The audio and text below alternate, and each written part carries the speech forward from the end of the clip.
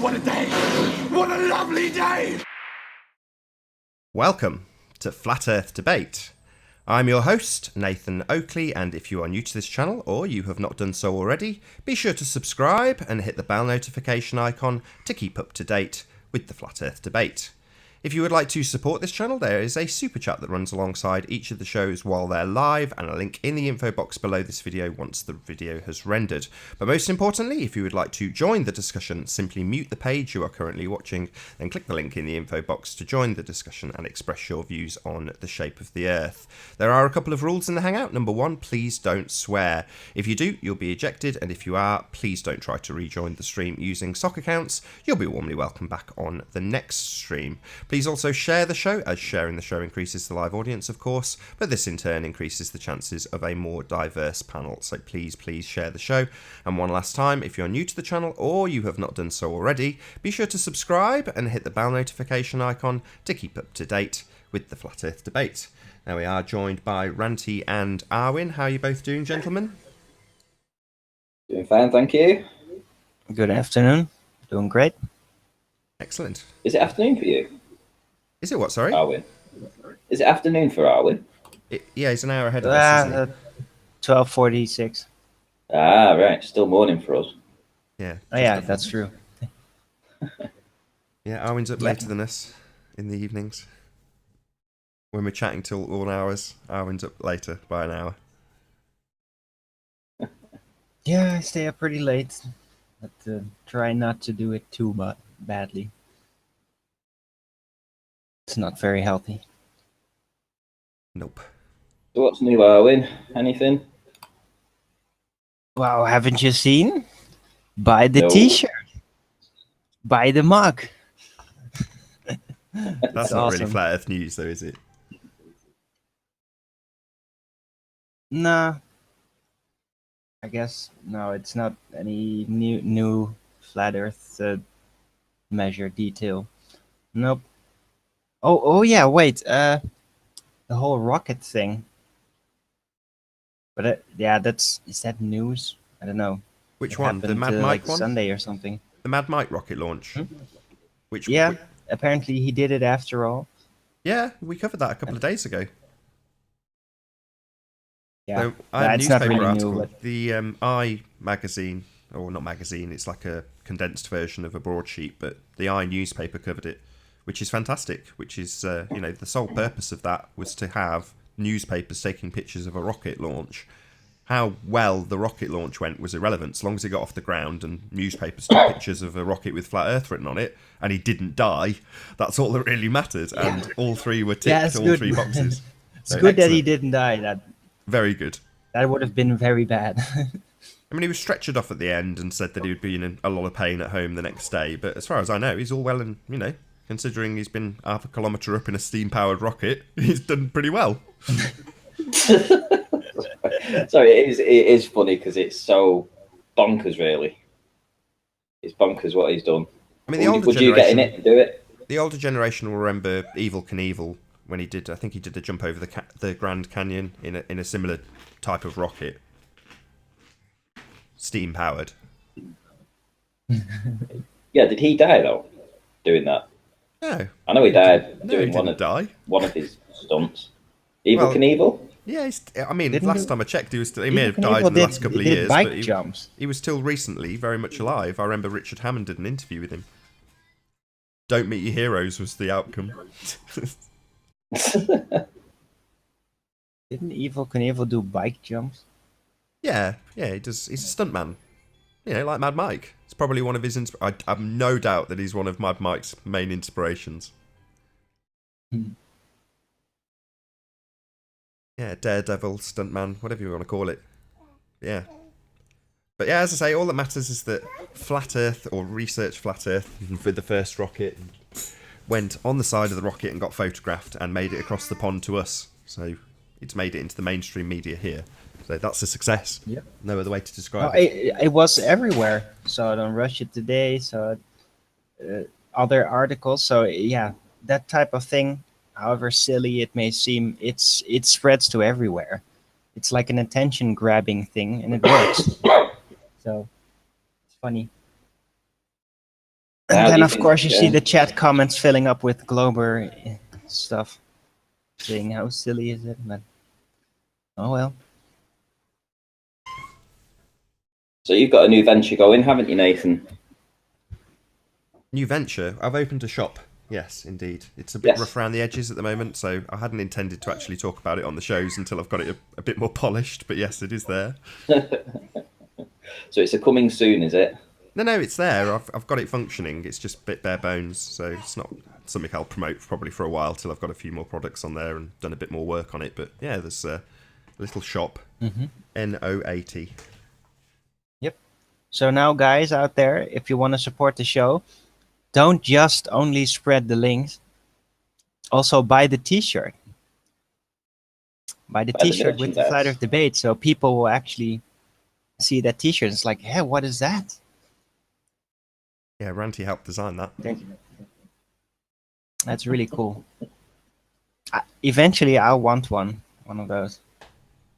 I want one of those T-shirts with Flat Earth debates, especially if my own head is on it. Then I can say, "Ha! Look at this." Yeah, so I put it up and I I'm part sent of the link it. to a few people to say, what do you think? I've just made a shop. What do you think of the shop? And a few people were a bit critical of the designs and so on, which is what you'd expect. But ultimately, roughly positive feedback. And then Arwen got in touch and went, why isn't my face on there? And I was like, oh, sorry, Arwen. I just did it in a quite, I sent it to Ranty and Ranty cut the backdrop out and then I sent it on to the T-shirt company and I didn't notice you weren't on there. I'm really sorry. But I'm going to put loads up. I'll put one with just Arwen's face on it. An holding a Arwen staff, special. Lightning coming out of it or something. And a staff. Yeah. Something like that. I'll just have my special Wizard Edition picture. Yeah, exactly. It'll be tongue-in-cheek. Could be like Lord of the Rings when he stands on the bridge and says, "You shall not pass." And you can have Arwen's face doing the same. Now, I think Arwen would be a lot more tolerable if he was on that bridge. He'd be giving some concessions out. It wouldn't be "you shall not pass." It'd be "you can pass, but only if you tell me what the sun is." Yep. Or the moon. Either will do. That's it. And if you Does any don't know, globes have you have any to ideas listen. what the moon is? That's it. That's how it would work. You'd ask him what the sun is.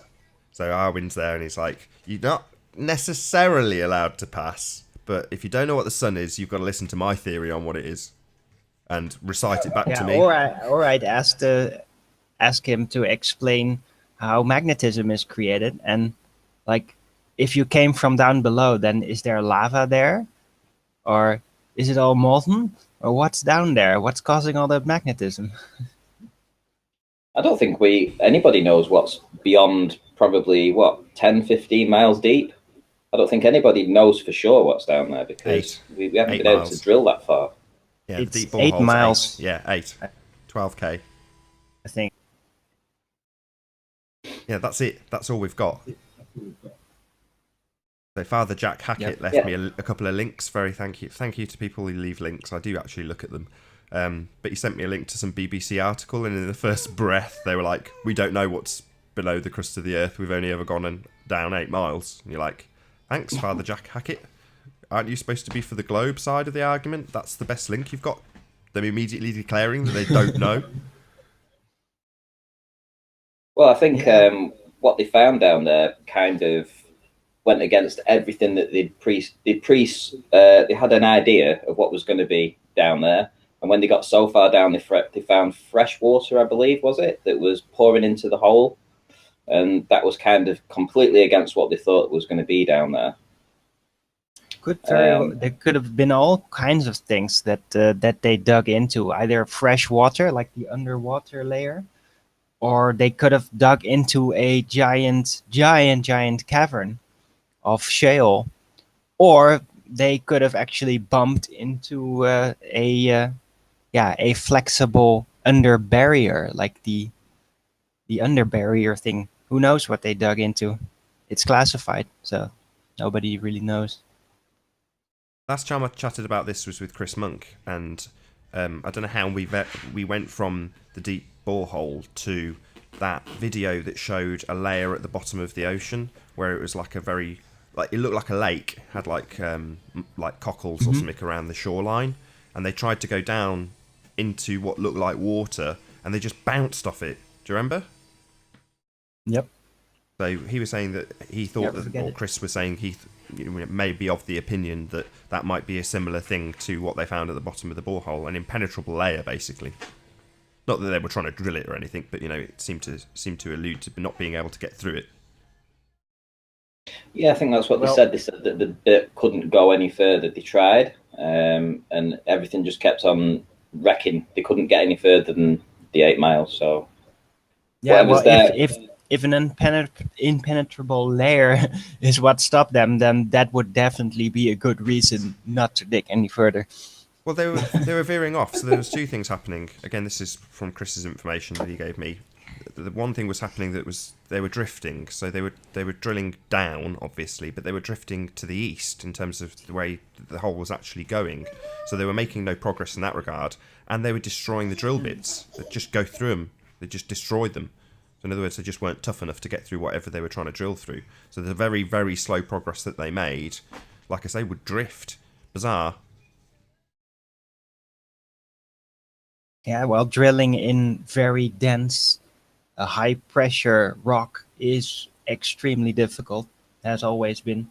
They use like the hardest metal in the world known, just to get it done a little, using tungsten drill-tipped drills.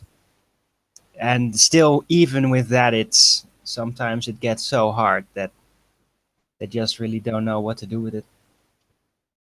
So that's the thing, you see. People say, well, the Earth is made of this, and this is how the Earth is. And then they say, this is what the sky is. And essentially, we can't get up to what the sky is, and we can't get down to what the Earth is. So we don't know. Nobody knows. We don't know what the moon is. Nobody's been to the moon, no matter what they say. We haven't been out into outer space and all this. It's just ridiculous. We've never been down more than 8 miles. Nobody knows. We're all living on theories. Well, we don't know if nobody knows, but the more public side of humanity at least doesn't know. But yeah, there could always be this sounds kind of silly conspiracy stuff. The Man in Black, the special team with the special classified technology, they may be able to move beyond. They might have used some kind of weird electrostatic or anti-gravity propulsion to move to, well, whatever is up there, to the dome or just beyond the atmosphere. And they may have even been able to drill below what we know, below the 8 kilometers or something like that, but they just don't tell us.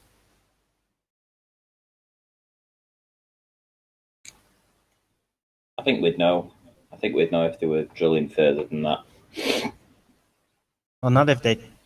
Well, if they could somehow, but there was something pretty radical that you would stumble upon, then they'd definitely not tell us. They just leave that 8-kilometer hole in rock to be what it is, and just to discourage us. It's going to be rock forever. See? That's very effective, because if it just seems more of the same forever, that's going to be a discouraging factor. Well, they dug down somewhere else, and they did get into a whole new realm, like shale or giant water caverns or something. Then as soon as that was officially known somehow or declassified, people would get all curious about it, and they'd never get it out of the public conscious again. Bit like flat Earth, you mean? Yep, a little bit, although they have their own mechanisms. They've devised another mechanism to counter that. Globe. I don't know about devised it. I think it's inherent in the system. Doctrine. People automatically ridicule flat Earth. It's just part of their. It's it runs through their veins that it's a ridiculous idea, and it's backed up by movies and TV. When they talk about it, even if they're not actually ridiculing it, they'll contextualize it as though it's the philosophy of the Stone Age people. So people used to think, back when they were dumb, that the Earth was flat. So without actually ridiculing it, they just present it in such a format that makes you think that's a Stone Age way of thinking. Well, it comes with the automatic assumption that in ancient times we were supposedly stupid, and only in recent times we wisened up. Precisely. Well, exactly. but just look around. Look around the people. They're actually dumber on average than they were like 30, 40 years ago. Now, if you're very young, you don't know this. Well, you know what? You can actually compare it with the typical average cultural behavior in the older TV movies and series, and compare it to the behavior in current TV series and Exactly. movies. I remember in and the you 90s, notice the difference. Exactly. I remember in the 90s, Arwin, we had this show called Have I Got News For You? And it was like a satirical news show that would just go through the week's events and take the mickey out of them. But it still runs, I think. But back when I was watching TV in the late 90s, this show was on, and they were talking about the BBC dumbing down their programming, appealing to the masses more by dumbing down. And in other words, it was right in your face that they were doing it. They were telling you that they were dumbing down their material.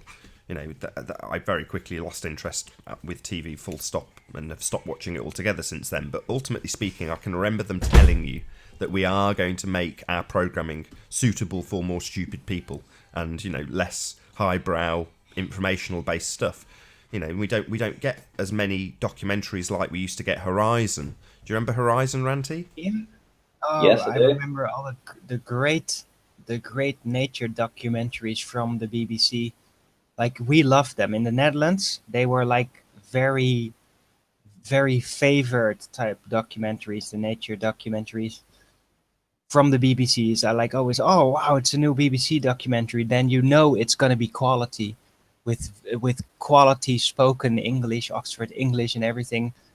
It was really like school on TV for me back then. Well, they used to have Open University that ran. So at night, you could set your video recorder, to record the Open University on BBC Two, or stay up and watch it and study. That was what it used to be like. These days, you get Pop Idol and whatever Big the BBC. Brother. Big Brother, made in Chelsea. Well, those aren't BBC. Those aren't BBC shows. But yeah, I know what you mean. Yeah, but it all changed when when they brought in Channel 4. If you remember, as soon as Channel 4 came in, that was supposed to be revolutionary, and it was all designed at the younger generation, and they started to get quite successful. And that's when the BBC decided to change their format to be more in keeping with today's population, which would have been in the early 2000s. And then they went on to Pop Idol and stuff like that, and then you've got Dancing on Ice and all this stuff. It's all just basic. It's basic, just sit down, switch your mind off. You don't have to think about anything TV. It's not like you go away from it and you've learned something. Like you say, the Open University used to be on, so you'd watch that and you'd learn from that. Today, you stick on Strictly Come Dancing, and when it's finished, you've learned nothing. You've not learned how to skate, and it's not going to help you in your life. It's just past an hour of your life whilst you've just chilled out drinking beer at home with the missus. You go into like I think they call it a catatonic it's boring state. Too. You go into like an almost hypnotic state when you watch TV. I remember, this is very, very long time ago, looking into the refresh rates and how they do actually affect you. But they do. They send you into this. There is a term for it. I've just forgotten the term. But they change. The alpha state.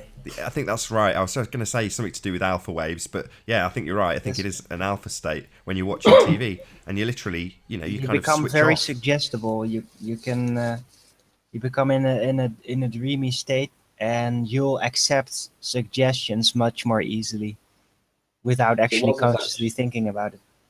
Was has actually said it's escapism, maybe, and fair enough. Yeah, I'll agree with that. It is escapism, but it's escapism every single night, and it's escapism from 6 o'clock PM till 11 p.m. You know, there's nothing in those TV times that you could watch, and like EastEnders. Who learns anything from EastEnders? It's total garbage. You know, I mean, it's just, yeah, you know, and I think it's been it's been implemented to dumb down the population.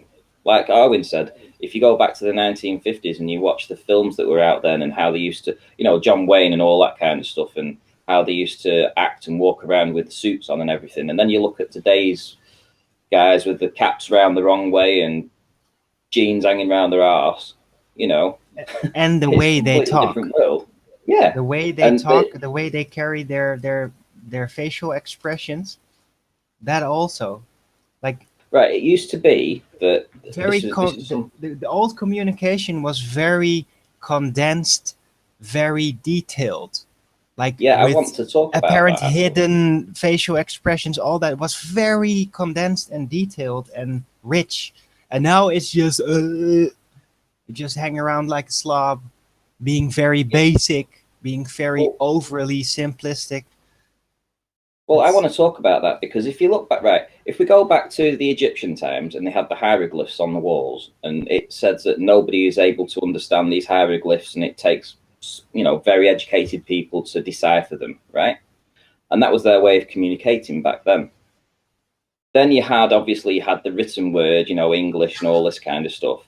But now, if you look at how things are progressing now, and you look to a remote control for a Sky TV, there's no words on it. It's all just symbols, literally just symbols. There isn't a single word on the new Sky Q TV remote control. Everything is by symbol, and that's exactly how it used to be back in the Egyptian times. It was all symbolism, so they would be able to put a symbol down. You'd know what it meant, and it seems like we're just going in a cycle. well, the Chinese language basically works like that. It's almost exactly the same system, and they have just very detailed symbols, a lot of them, and one symbol can mean a very expanded amount of things in a specific context. So Yeah, but I can imagine it won't be long before they have books that just have specific symbols written in that can you can read it and it can tell you a story. And that should be the, you know, that's the way they're trying to change us from the written word into back into symbolism, which is a way again of dumbing down the population because they don't want us to be educated. well, that's kind of what cartoons are like, isn't it? Just pictures with maybe a little bit of text and just the pictures telling the story. That's already doing that in a way. Well, it's easier. It's easier for them to control a dumbed down, no questions asked population than an educated one. Well, you're conflating two different things there. So all education does is prepare people or prepare children to be productive workers. That's all education really does. But you're saying, you know, dumbing the people down. Well, that's saying you're starving the people of critical thinking, as opposed to being educated. When we weren't friends, Ranty, I remember having this conversation with you in comments because you cited some professor or something, and I was like, I don't give a crap. You know, it literally means nothing to me because it isn't really the acid test of, you know, you're saying education is the acid test of intelligence, and I just don't agree. Oh no, I'm not saying that now. Fair enough. But yeah, I think even with, you know, I can remember at, you know, very, very early age, because I've always been an insomniac, so even as a child I was up till ridiculous hours in the morning, and that's how I know OU was on, you know, because it was on, literally on my television screen, and I was watching it because that was what was on at those hours in the morning. So as a kid I was watching that stuff, but I now look back on it and just see it as a higher degree of indoctrination as opposed to leaving me better educated. But then I'm using the word education in the context you're using it in, so it is a tricky one. So, yeah. What do you think about the book burnings that went on in the Second World War? you think that was down to just removing the physical text of a prior civilization? Because the first question I'd ask is, what primary source information do you have for that actually occurring?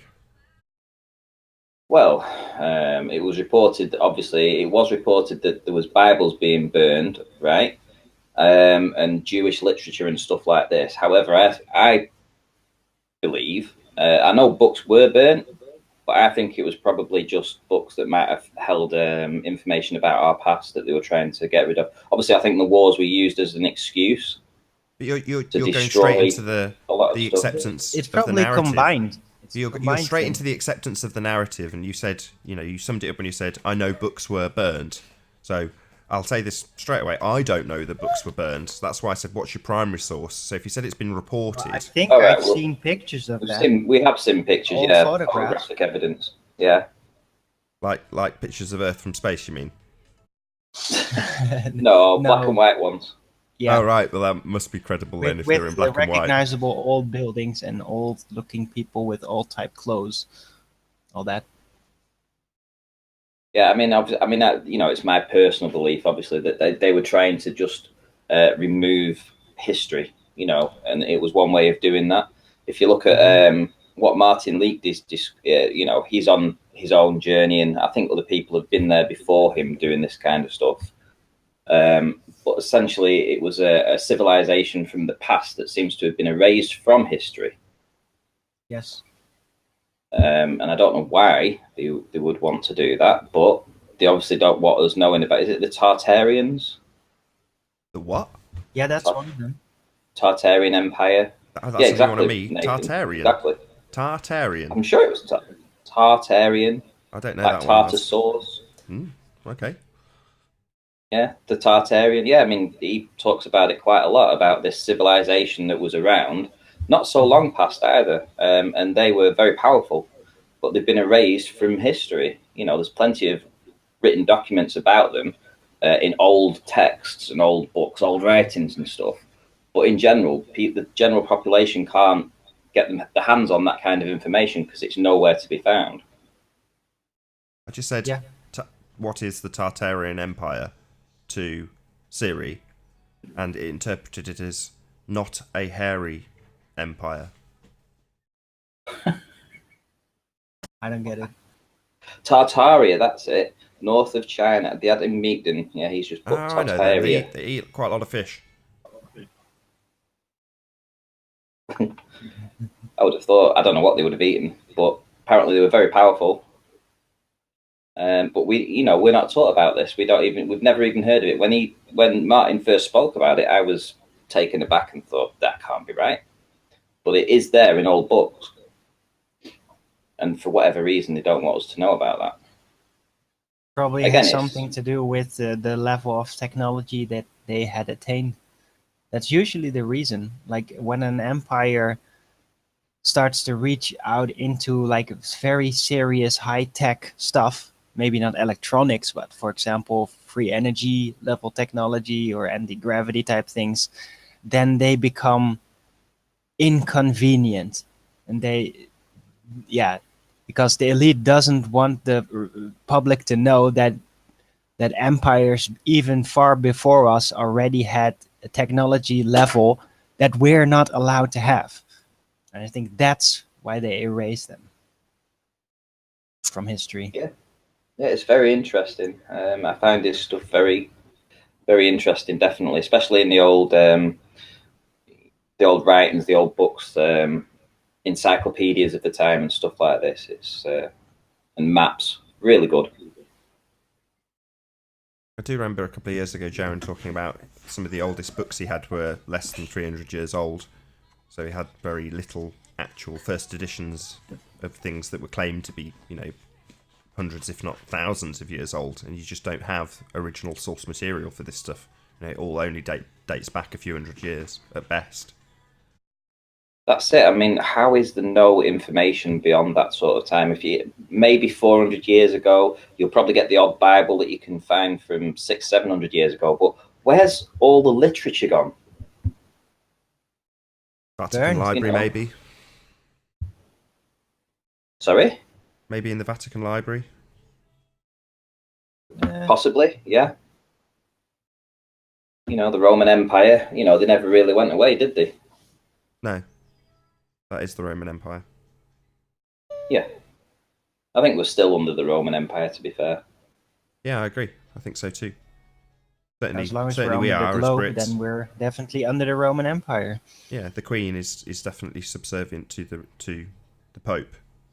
You know, you can see it on all her garb, all the symbolism that she has on it. You know, she is definitely not in control. Pope is.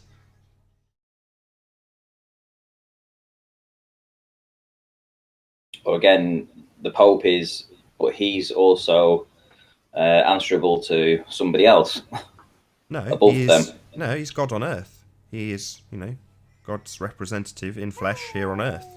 He is Yeah, tantamount but to God. you don't think that he is answerable to a certain group of families that are above him, that are controlling what he says? No. No, I don't think so. If you're talking about sort of, you know, the Don, no, I don't think so. I think he is No, it. not officially, anyway. Yeah, not officially. I mean, behind the scenes, you know.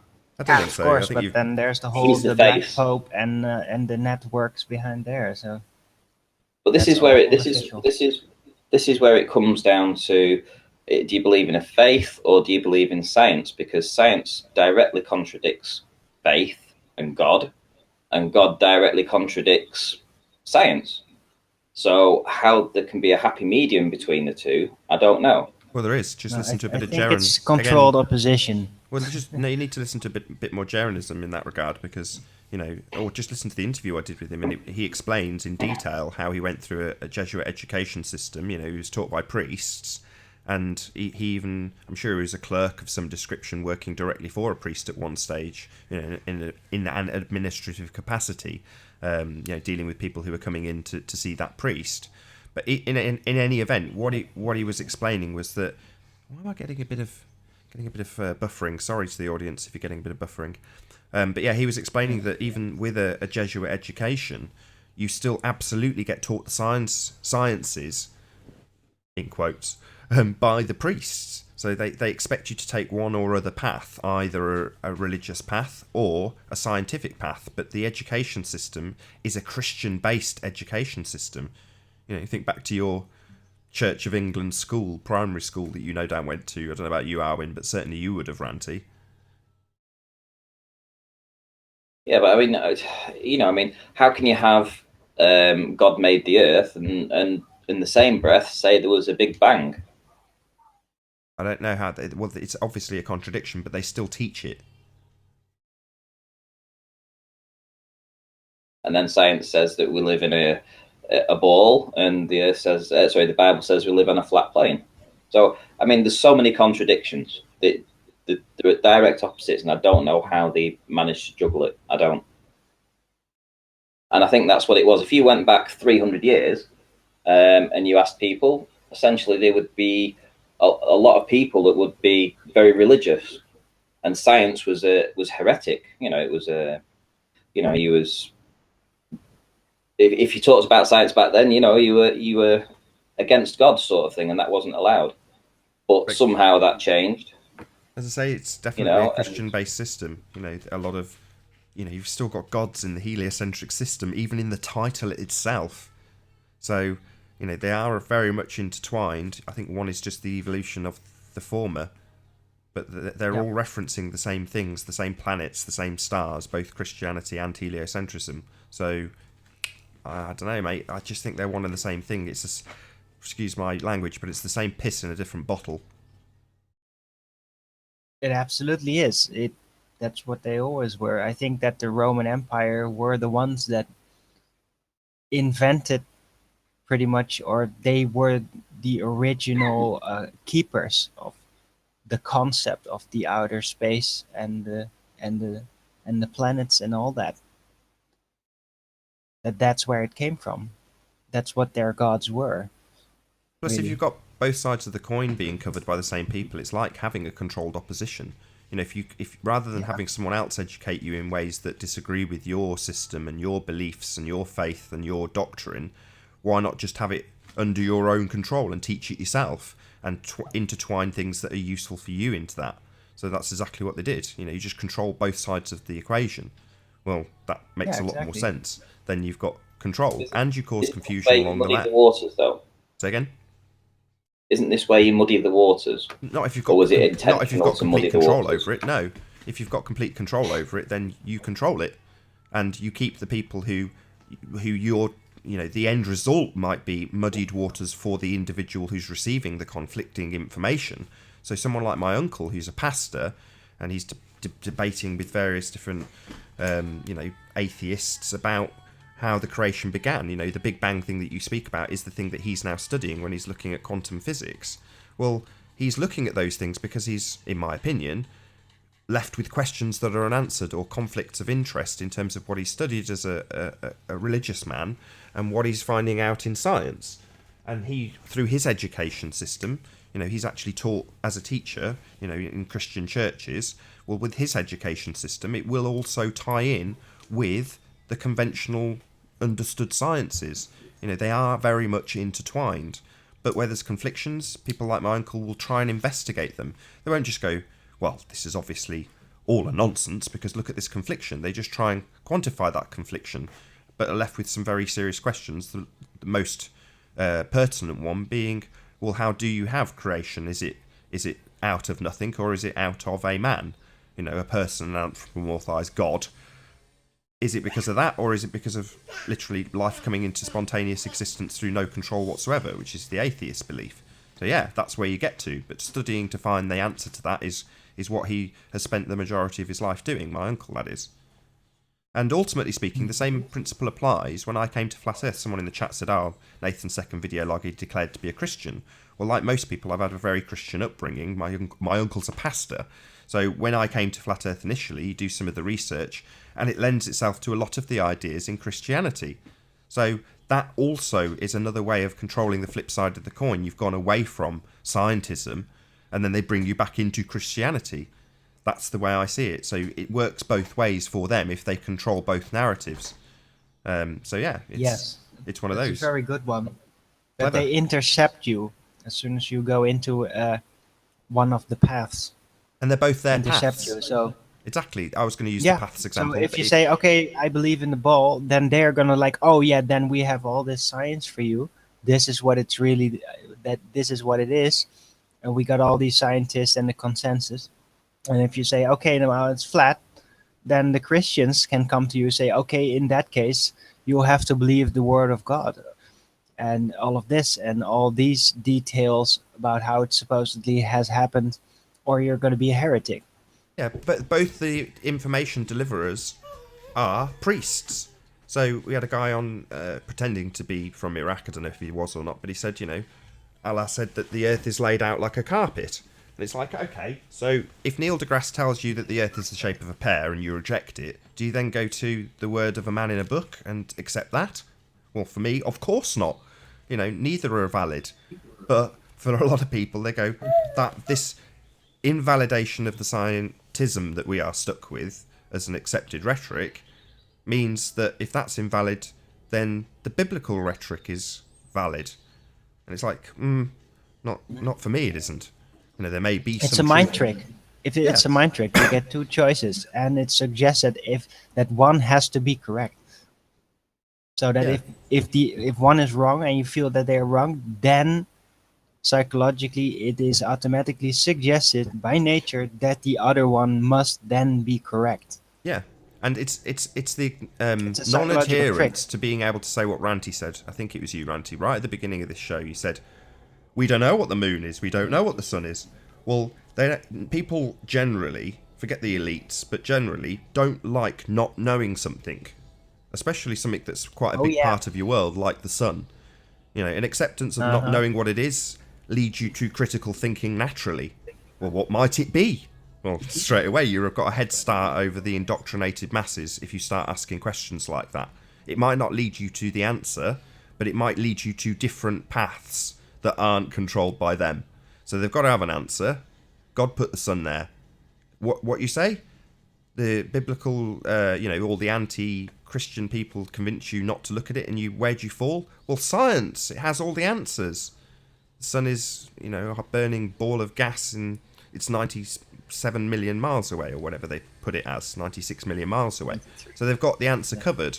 They don't want you to leave you in that state of not knowing. And when people say, well, what's flat Earth giving you? Well, a sense of wonder. Why is the sky blue? What is the sun? What is the moon? What's underneath us? How big is our world? All of those things fill me with a sense of joy. Not knowing is good. But for most, I think it's not good. Most people hate that. They want to be able to say, no, I do know why the sky is blue. Watch all the globers now tell me about particle separation and, light refraction and all the different things that go into making the sky blue in their world. But like most things, it's not verified. It's not actually confirmed with science. These are just assumptions. And they're based on an assumption, of course, that we're on a sphere, and that leads you to having a sun very, very far away, etc., etc., etc. None of these are answers that we can give to people because we don't have scientists working for a flat Earth theory. They're working against us in every single respect. So it's very difficult to actually give you a decent theory that isn't co-opted by a different form of controlled opposition. You've got Flat Earth Society. We're screwed 6 ways from Sunday as flat earthers in that regard. We're never going to be able to provide you with some scientific consensus because nobody's on our side in that regard. Well, I just wonder how we're getting there slowly. I wonder how the sun can burn for, is it 9 or 10 billion years or something ridiculous? How is there enough energy to have that thing burning for that length of time? Massive. A lot of hydrogen, huh? Massive, huh? Yeah, I mean... Although that still is kind of ridiculous because, thing is with a compacted mass of burning gas, what's preventing it from burning up all straight away, just in one bright flame? That's usually what a mass of gas does when it ignites. Doesn't slowly burn for no, it's a fusion billions reaction. of years. Yep. It's a fusion reaction. That's what they claim, isn't it? Yeah. Fusion my ass. Well, it might as well be. No. Yeah, it's to think that we were actually taught this and believed it in school, though, to actually think that, if you just take a step back and somebody said, I have a ball of gas here that's going to burn for 9 billion years, what? That we crawled out of algae and whatever and we became intelligent? Nah. Ridiculous. I don't know. Why is that ridiculous? I know it's their theory of evolution, but you can't invalidate it any more than you can validate it. So to write it off, it's like Arwin will often say, I haven't written off the globe. One day someone might come along with superb proof. I doubt it. But ultimately, you can't completely discount things unless they've been, completely invalidated. And I wouldn't say that... Well, I have written off the globe as it is currently accepted, but I'm just saying that, it could be maybe a super huge globe or something concave or something that is not perfectly flat in that sense. But now this globe that they're suggesting, no, that just doesn't work out at all. So definitely not that. I'm pretty sure about that. Maybe Geo Struber can educate us. He says they apparently don't understand the difference between fusion reactions and gas getting oxidized. No, I don't understand the difference, I'll be honest. Maybe you can tell us. Feel free to join or just tap it out in chat if you're busy doing something else, Geo. Appreciate your answer. And what happens, does this fusion reaction, is it kind of, they each take it in turns? One's burned for a little bit of time, then he passes it on to his mate who has a bit of a burn. He passes it on to his mate. No, this is something that is, actual natural sciences, though. This will have an explanation here on the ground. It's like when they do comparisons with spectroscopy. Well, the comparisons are valid. The things that they are... Not the comparison, sorry. The things that they're testing here on the ground, that they're tangible and they can physically touch, smell, measure, then those tests, great, wonderful. You can see and test the results and replicate them and verify them. So in terms of what Geo Struber's describing, no, I'm not going to accept anything he says is actually related to the sun in any way, shape, or form unless he actually proves it. But the process, I'm certain he will understand far better than me and be able to detail, because it's it's a practical thing that you can actually do, or does actually happen, shall I say?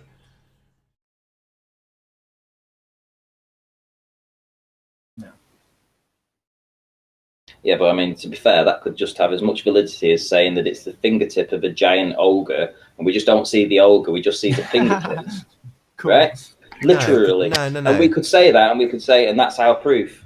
No, an oxidization process.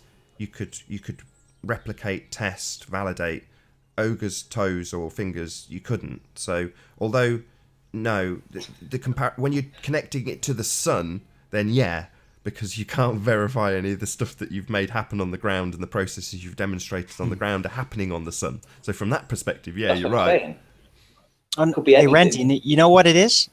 It's What? like one of those super monstrous deep sea fish that has like a lit up eye, and this is its eye. The sun is its eye, and it's outside of the dome in the giant water cavern outside of the dome, luring over us, trying to Yeah. lure us. Prove it wrong. Yeah, prove it wrong. Go up there, bring some of it back, show it everybody, and prove that that's what it is. Exactly. Because nobody can say what it is for sure. It's all theory and speculation, and we can say what we could say it was anything, just as they could say it was anything. So we haven't found out how the oxidization process they claim is happening on the sun. So Gia said, join one of my hangouts if you want the answer. I didn't bring it up, Gia, and couldn't give a shit. So if you don't want to tell me, that's fine, mate. I don't care.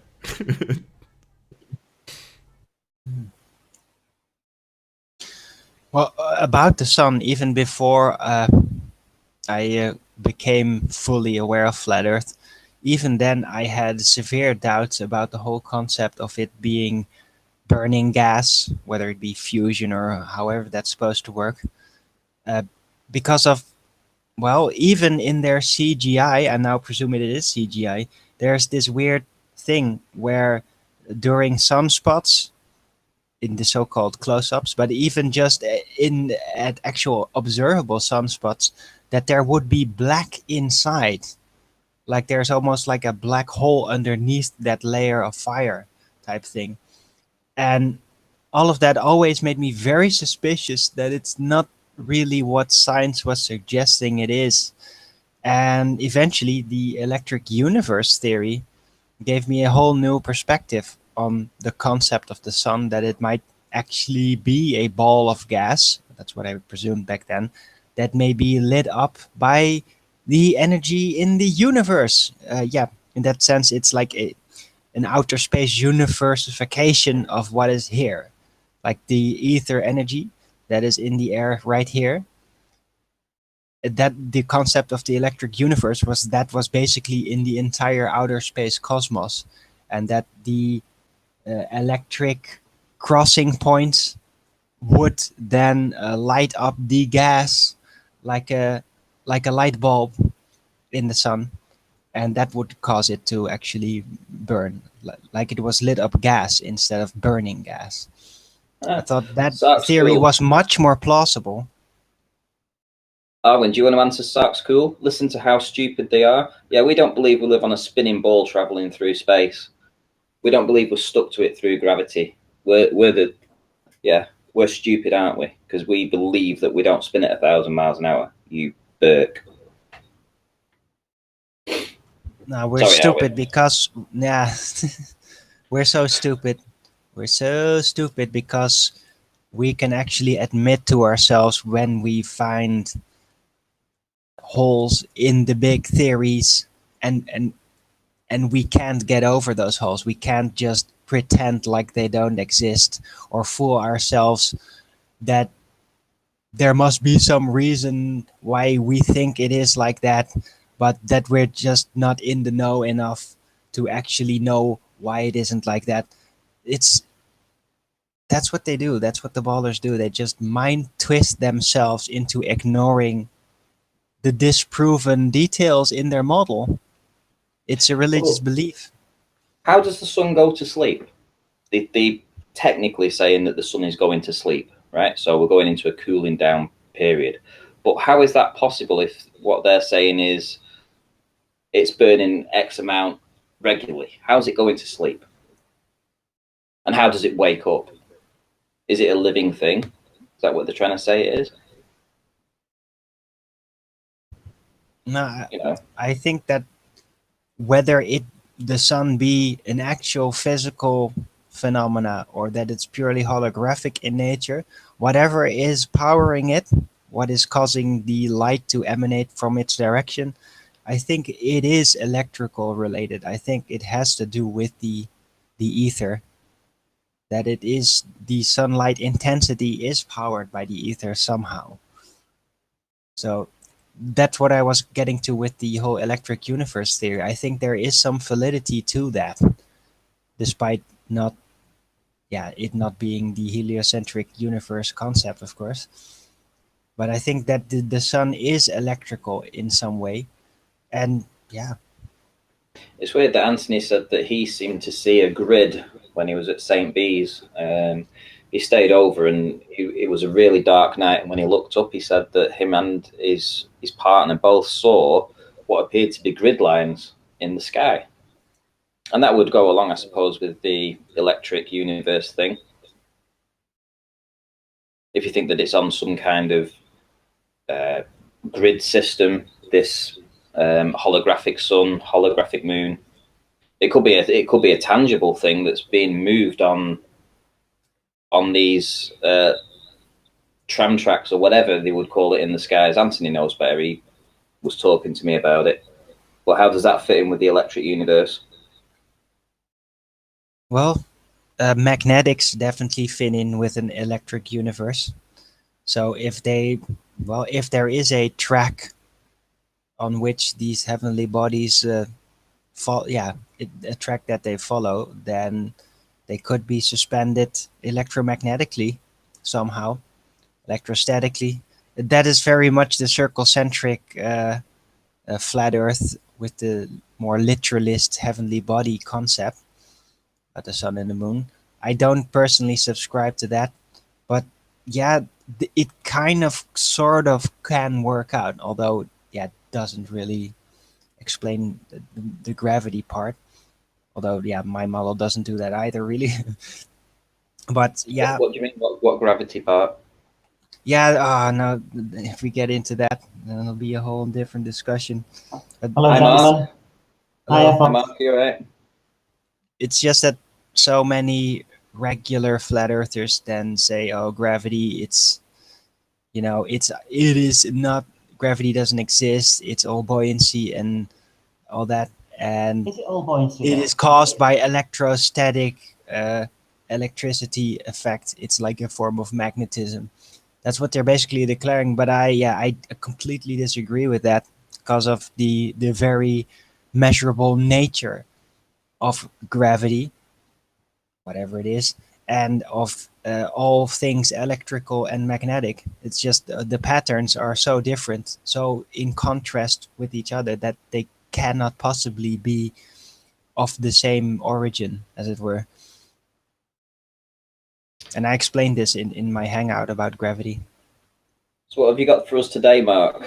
I know I did see a nothing. message from you on Skype. I haven't had the chance to look at what you sent me. No, it was just that the link wasn't working. So Nathan sent me the link. Oh right, okay. So the link in the right, okay. So Well, I sent needs it, to Mark. change I was then, checking through Skype and I saw that Mark had said, "Can I get the link?"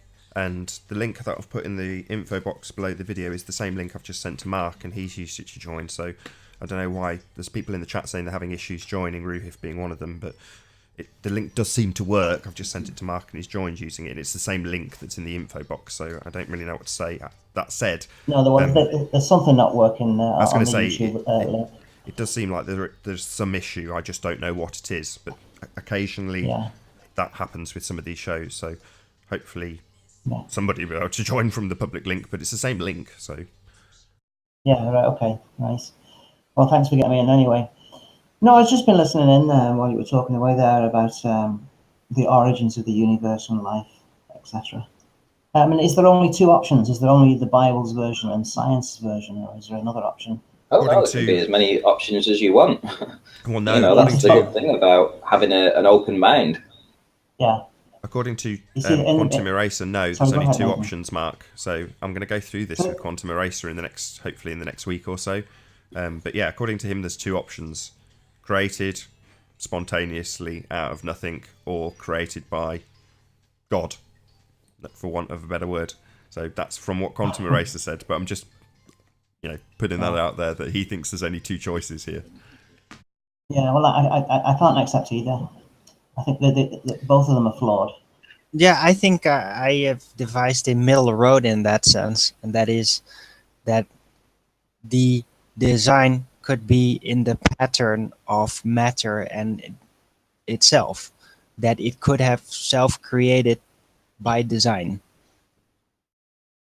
So Self-created by design. Something from nothing, you mean? that it's like a fractal, that our entire existence and all these elements about them, like, well, the patterns we see in how plants develop and all that, that all of it could be part of one giant pattern, and that it is designed, but it is self-designed by its original pattern, as You're it were. basically saying, But I don't it's like another form of creationism, a self-invalid. It's because creationism really suggests that something was externally created, like put together, designed and put together, fabricated somehow.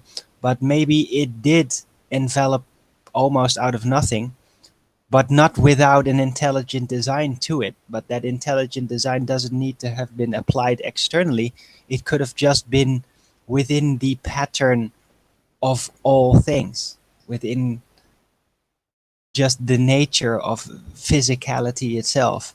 I mean, there's one basic building block of everything. Say again, Mark. There's one basic building block of absolutely everything. Is that what you're saying?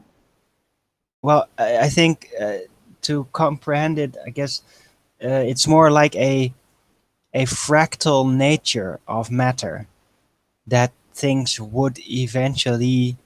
It is kind of like an evolution concept, but it's not based on survival of the fittest, that kind of thing, or mutation even. It's not flawed. It's more like you will automatically evolve into a certain direction because of a preset pattern with that just goes through the entire time. Like, it's like a destiny type of evolution. Yeah. All right. It's something that I've considered like even a decade ago, and I called it patternism. I'm going to cut you guys off for a second just to do a quick link. So we've got about an hour left on this live stream. Not much of a debate, unfortunately, as it seems there is a bit of a problem with the link, but keep trying. If you did want to join the discussion, simply mute the page you're currently watching, then click that link in the info box to join the panel and express your views on the shape of the Earth. If you're new to the channel, or you've not done so already, be sure to subscribe and hit the bell notification icon to keep up to date with the Flat Earth debate.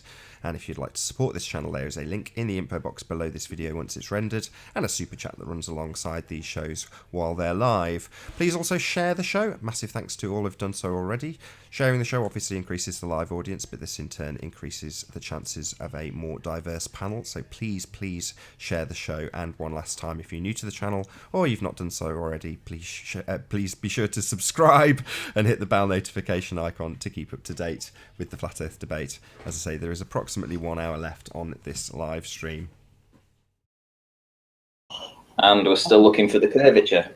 I don't want to get into personalities within our groups. But a guy that I worked with about 6 months ago, he started to mock the flat earthers, not knowing that I was there. And so I spoke up that particular day and says, well, what about this, this, and this? And for about the past 6 months, he's been sort of taking the mickey out of me and mocking me. But then last week he said to me, so what do you have to base your beliefs on? So he's now asking the right sort of questions. And he watched the 200 proofs that the Earth's not a ball. Now, I'm not going to discuss the author, but the actual book itself, or the video itself, there's a lot of them that are not good arguments. I think the whole thing could be put down to 30 proofs rather than 200. Yeah, but Any comments on 200's a better selling point. Yeah, when this guy watched it, he picked out on two things, and they were very poor arguments, and I couldn't argue for the flat Earth on those two arguments because they were just flawed. The Panama Canal being one of them. There's no locks in the Panama Canal, so the Earth must be flat. That's a really poor argument.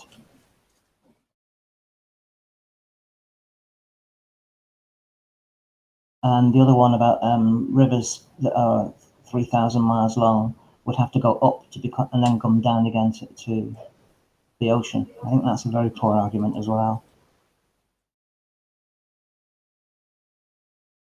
Any thoughts on that? I'm a bit indifferent to the rivers argument because I know it's got a debunking, in terms of how they describe how the sphere works with gravity.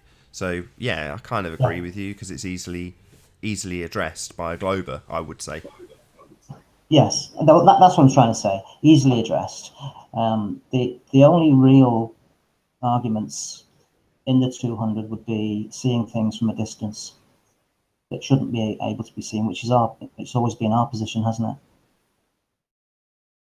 The logical fallacy of Gish Gallop, where you throw so many things at somebody and they can't handle any of them because there's too many. I think 200 is a bit like that. It's a Gish Gallop fallacy. Have you thought about doing a top 30 yourself and doing a video on it? That's a good question. You could overtake him and perhaps do your own, more concise. Maybe I should be doing that. Yeah. So what was number 3? What was number 3? If you had 30, what was number 3? Yeah. Looking at the heliocentric versus geocentric, I think that's a pretty safe argument for us.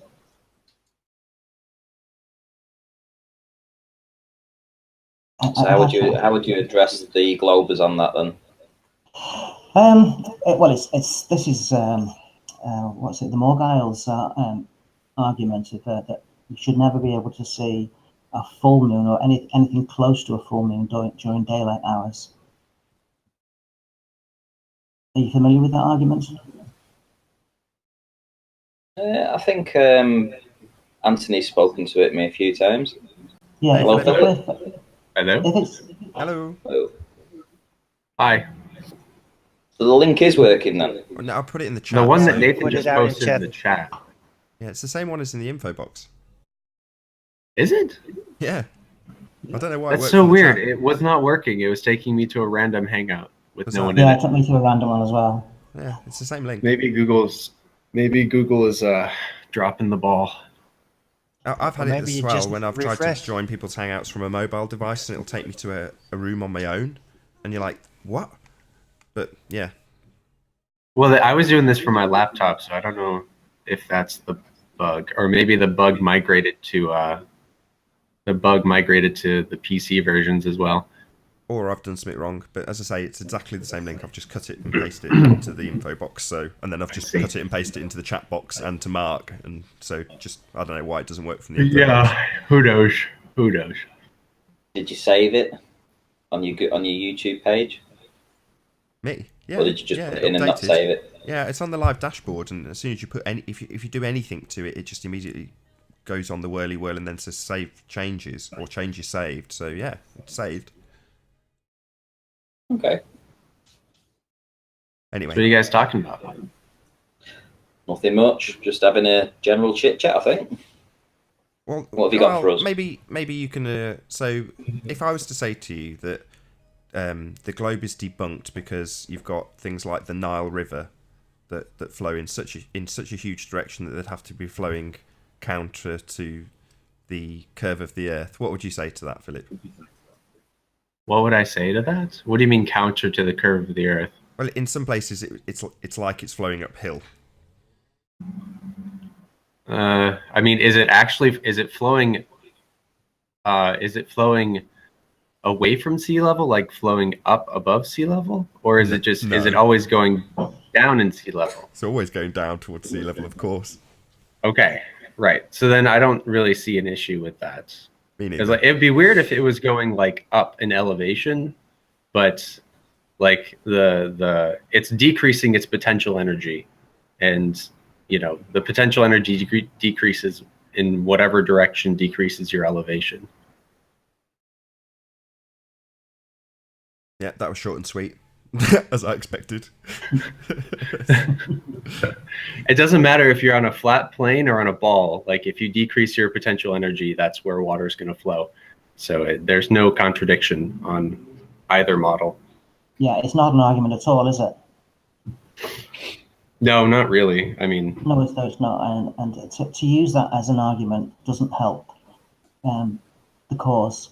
No, it's people struggling to conceptualize a globe, and they're kind of looking at a globe in their room and going, well, that part of the globe is down and that part of the globe is up, and it's like, no, you don't understand how it works. Gravitational pull makes it all relative. Exactly. That's exactly it. But if you look at a globe and just think, well, that's down. Yeah. It's all relative to the imagined center, and that makes everything flat into a ball. Yeah. But how come you have plenty of areas of land that are completely flat? How does the flat resist the pull of gravity to stay flat and not get pulled into a curve? But you just have to look at the apparent horizon and see the curve, as Rumpus is going to demonstrate right now. No, it is him. All right. Well, I actually wanted to talk about some actual real world observations, like the Snæfell thing that we talked about a while ago. Cool. Fire away. Right. So I made a little demo in this programming software that I have. I was actually telling Arwen about this after one of the Hangouts a while ago. So basically, it's a nice user graphical display of what kind of the line of sight should be on different amounts of curvature, going all the way to flat. So let me share my screen.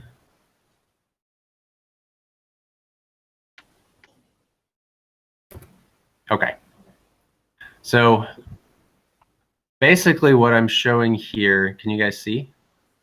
Yep, all good. Okay, so this is kind of an exaggerated picture showing kind of the curve of the Earth. These lines, I don't know if they're too thin or if you guys can actually see these, but the green line represents Snæfell, the red line represents North Barul, and this orange line represents an observer at St. Bees. So basically, this distance between here is kind of the arc distance,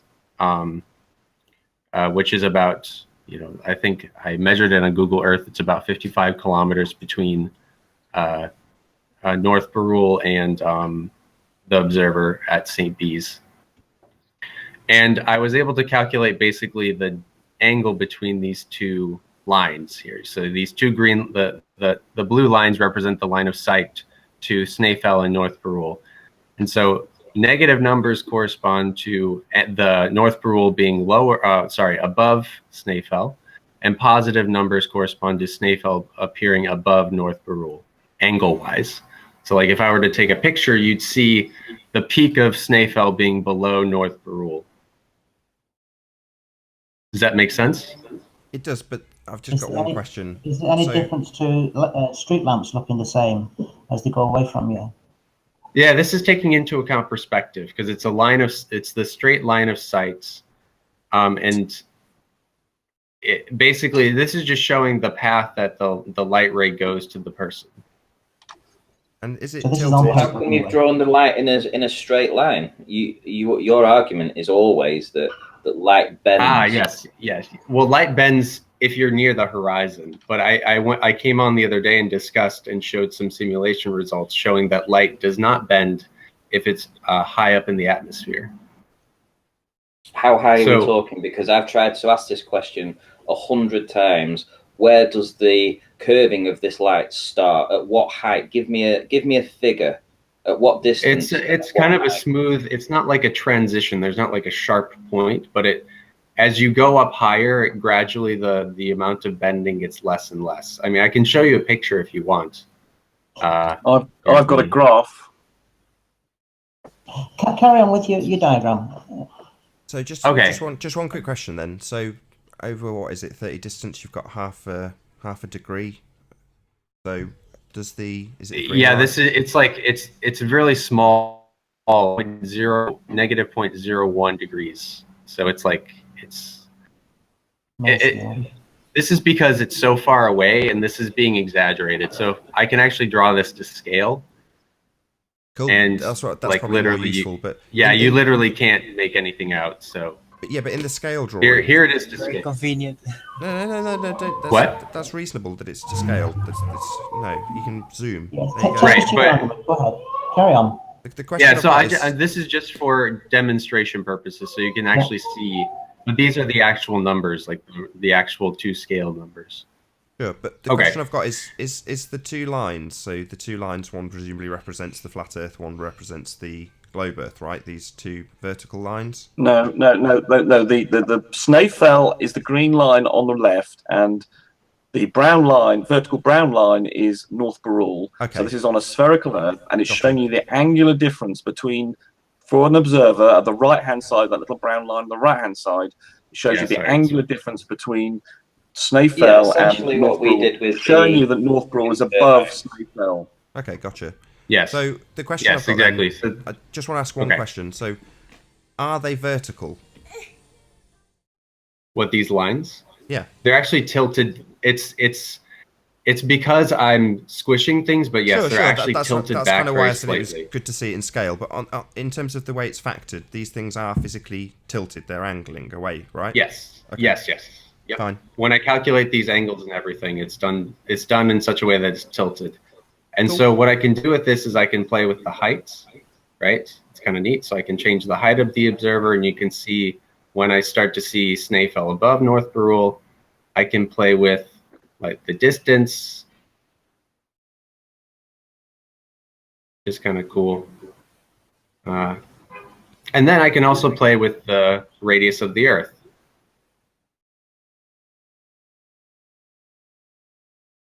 So this is a really large radius, but you can basically see that it's flat, right? I mean, this is way, way, way larger than what the actual radius of the Earth is. And so this is, over this distance, the Earth is basically flat.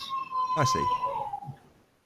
So the problem is, if I go back to this observation that was done by Al-Kay at around 20 meters, you see kind of a contradiction here, right? Because the angle appears from this, it should appear that the Snaefell should be slightly higher than North Barul. But on the picture, yes, when we have no curvature. And I can bring up the image if you want. Yeah, but look, if these lines are supposedly tilted because of the curve, then the angle it would not work out the same way. That's just gibberish. This is for a flat Earth model using simple trigonometry. the green line would be tilted slightly further away, bringing those blue lines. This is a closer flat to Earth each other. model, Arwin. There's no There is tilting. no tilt. But on the other one, We're looking at this one at the moment. Look, So- Arwin, that on both models, this is tilted back. Sure. So we're seeing a side problem elevation is- of this, right? So I It- don't really. it should be How tilted does even how further does it back. factor in perspective? It's not. Am I No, missing something? this is not drawn to scale, Arwin. So how This is is it not drawn to factoring in scale. the size difference with perspective? Well, hang on. I have a question. So, but on Yes, both so of this would these, be this. This is Snaefell exactly is what you'd larger on expect both. from perspective. But Snaefell is larger on both. Is that correct? Yes.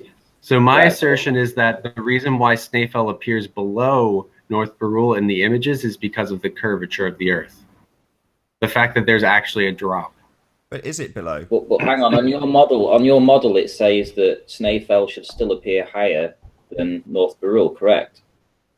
No. On my model, this is my model. My model says that North Barul should be above Snaefell.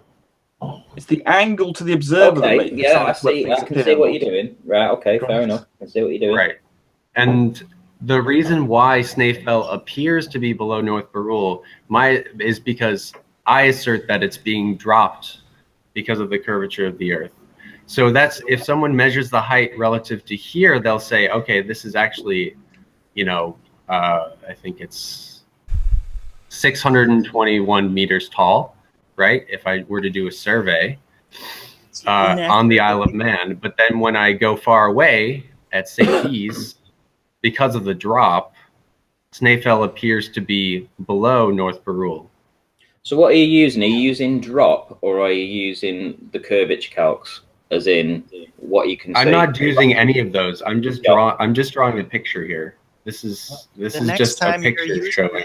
Hold on, then let him incorporate get to the actual angle change of the green and the red line to He does it when it's to scale. This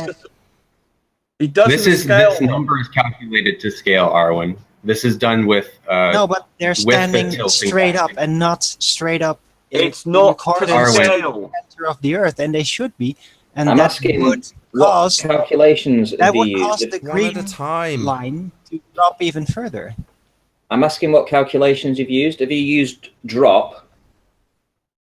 What? No, okay. Or hidden, or which? Yeah, I need to actually draw. I don't have that drawn out, what my calculation is, but I worked out the geometry myself. I didn't use any of the calculators online. I just drew lines on a circle, drew a line between them, and calculated the angle between these two lines. I just worked out the trig myself. He's worked out the spherical geometry himself. The hidden and drop values are based on spherical geometry, which I can show you how those are worked out. But he's done it from basics. So he hasn't used any drop or hidden himself. He's done it from the spherical geometry from first principles. Right. And the parameter which goes into this formula is the radius. So I can that's why I can actually do this and change the radius continuously. Right, so can we see it? I mean, obviously this is a side-on diagram, and it's just with two mountains. Yeah. So I have to do a little more work to make it a head-on, so you can see what the camera would see. But that's kind of something that's in the works, I guess, at some point. It's worth reminding ourselves what Chris Monk did, which I've got a picture of here. Here is Chris Monk's model. You may recall this from his QED thing. This one I've got here. You can see Snaefell on the left. This is where his flat Earth model put it, and this is where he put North Barul. Whereas, of course, in real life, Snaefell is below North Barul. So his flat Earth model doesn't work. Sorry, that's totally incorrect. And that's taken at a very high altitude, I think. Hold on, just before that assertion just gets left to rest. The top image, what's the top image? The top image is from your QED video in which Chris Monk presented his flat Earth model of the Isle of Man. Is it a picture, and a photograph, or a model that you have taken a picture of? It's from... No, this is a screen grab. This is a screen grab from the video of Chris Monk's presentation of his model of the Isle of Man. Yes, and what is it a screen grab of? Is it a screen grab of Ranty's composite or of the model itself? No, this is a screen grab of the video of Chris Monk's presentation. You've said that 3 times. No, is it a screen grab of his model? I think what he's saying... Is it a screen grab of his model, or is it a screen grab of Ranty's composite? No, Ranty's composite isn't involved in this.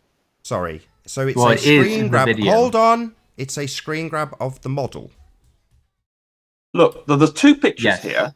Sorry, there's one picture at the top. Let me just get a yes, because I'm going to point out to Rumpus that if you take a screen grab, when he's moved that model to a different location, it will completely change everything, including the parallax, the perspective, the frame of reference, the aspect ratio, and he seems to want to not actually admit that this is a model taken from a certain view. So unlike Philip, this model can be manipulated. You can change the distance that you view the model from. So what you've done, Rumpus, is it seems like you've taken a screen grab of a particular part of the model from a particular distance and are now claiming that that is the only way of viewing these two mountains. This is the biggest load of horse crap I have ever heard. Chris So Monk's you've taken a fully this is functional what he presented. 3D model and then used that at this distance to compare to a photograph at a different distance. It's a model. This is Chris Monk's So what you haven't presentation done, of the hold armed on. man from What the St. model is Bees. taken from is from a LiDAR scan.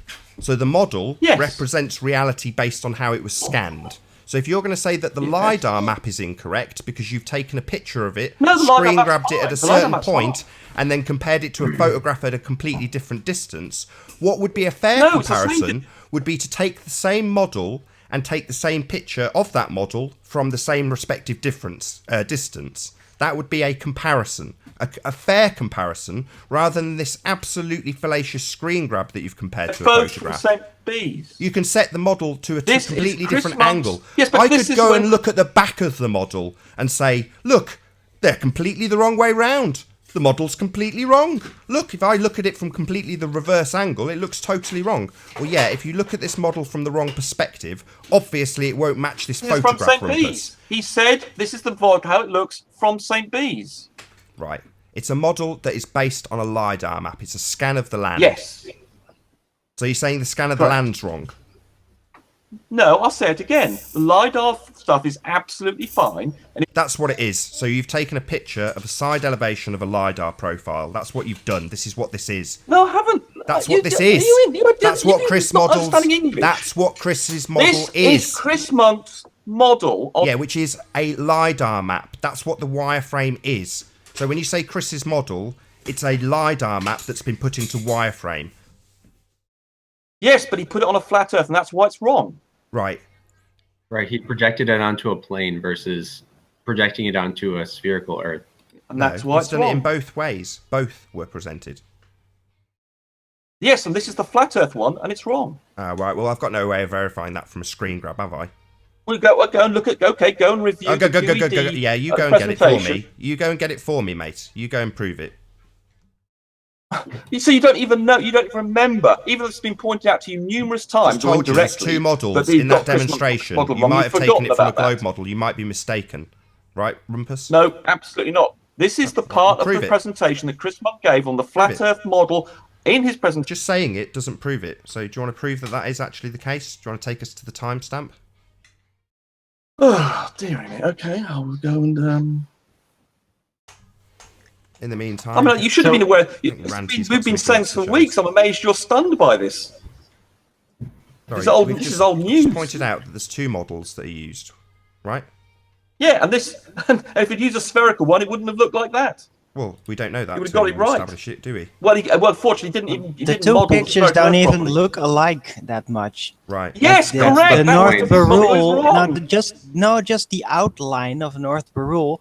It looks pretty much like in the photograph, but Snaefell, it's a whole different shape. It's much more flattened out, so totally there must be something else that is causing... It's like me taking a screen grab of one of Philip's graphs as he moves his slider, taking that as a screen grab, and then saying, look, if I compare this to something very specific, it makes his model completely fallacious. And you go, well, hold on, the slider's at this particular point. And I would say this is a 3D model that you can zoom in and out of. Well, the zoom doesn't change the relative positions of things.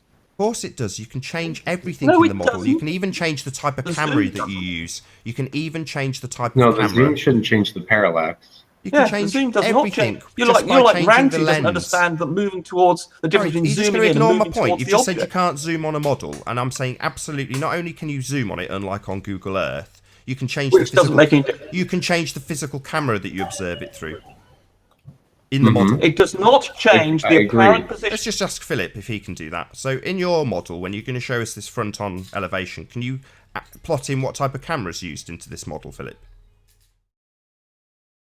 Do I need to do that? Well, that's what Chris Monk did. What does that make? I'm just I looking guess at in this principle, I picture, could. It's and just going to it doesn't choose- look the Oh, let's same. get an answer. So Philip said, do I need to do it? And I've said, well, you don't have to do anything. But Chris Monk did that in his model. He put in the specs and parameters of a P900 camera. Yeah, I could probably do that. I mean, it's just a matter of changing how much you view of the picture, right? It's just a matter of fixing your field of view. Hold on a second. We I don't have have to a take a fixed. call. I'll Hold be on. back in a Hold on. second. We don't on Chris's model. We don't have a fixed field of view. It's a 3D model. You can look around it. That's what I'm saying with Rumpus taking a single screen grab from a 3D model. You know, if he was representing it with the blend file that Chris has said he will make available, then I'd have a different opinion. But he's taken a screen grab from a video that is of a model. So he hasn't got his hands on the model. He's not showing us the blend file. He's showing a screen grab. That's all he's showing us. This is the presentation that Chris Monk gave for the of Flat a Earth model, of the a Isle of Man. working The screen model grab, that has a blend And file it that is doesn't look the accessible. same. It doesn't look even the model. That's The a problem whole- with his modeling. the mountain No, of the this data. isn't the model. So I'll say it again, right? He's made a model, and you've taken a single screen grab from a video showing that model working, and Chris has said that he will make the blend file available of the model, so you can study the model. Not the video of the model, the model. This is Chris Monk's claim No, that's a screen grab from a video. Chris has made a by model Chris Monk. that you can get Yeah, and hold of. in that, You can get hold of that model and you can scrutinize that model at your leisure, and then you can present how that model fails. If you think it does, taking a single screen grab from a fully working model and presenting me with two vertical appearing lines with two other lines drawn to them by comparison isn't as good. And you're asking me, do I need to model in the camera? Well, yeah, that's what Chris has done in his model. That's part of a blend file that has been made available on request and from the blend file, to anybody. he presented this as his model of the Isle of Man. He said, this is what it will look like It's in not my model. It's not the model, this though, is is what it? he presented So as I how could it should take a look. screen grab of Philip's demonstration, right? A single grab of his working sliders that can do various things and manipulate it in various different ways. I could take a single screen grab and then base my entire argument on that one screen grab. Rather than looking at the formulas or how the graph works, I could just take a screen grab. That's what you've done, Rumpus.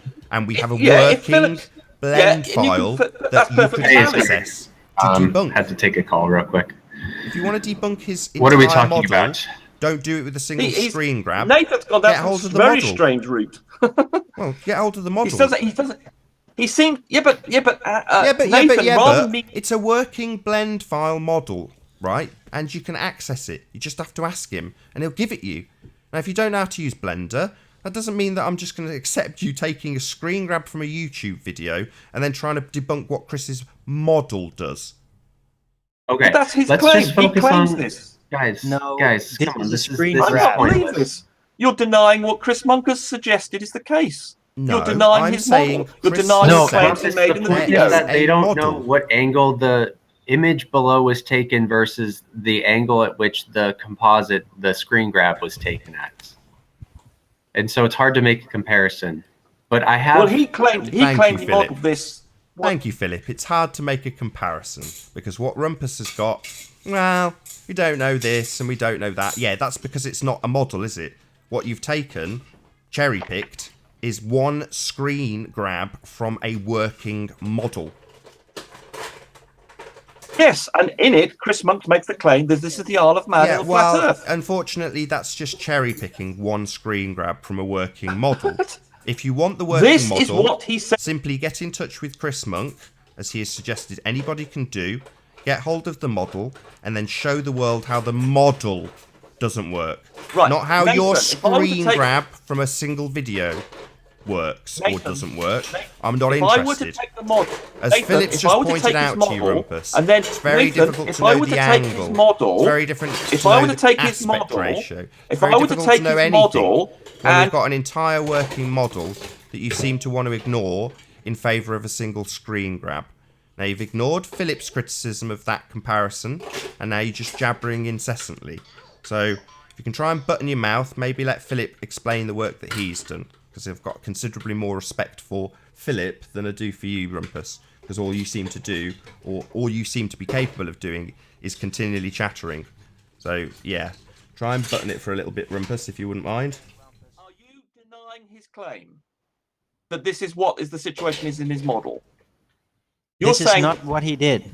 this is This exactly is a what screen it is. grab. This No. is not the model. From This is his a screen model. grab, It's a and single you screen grab deny from a it. presentation Just on a deny it. Owen, where YouTube did you video have of got a this model. from?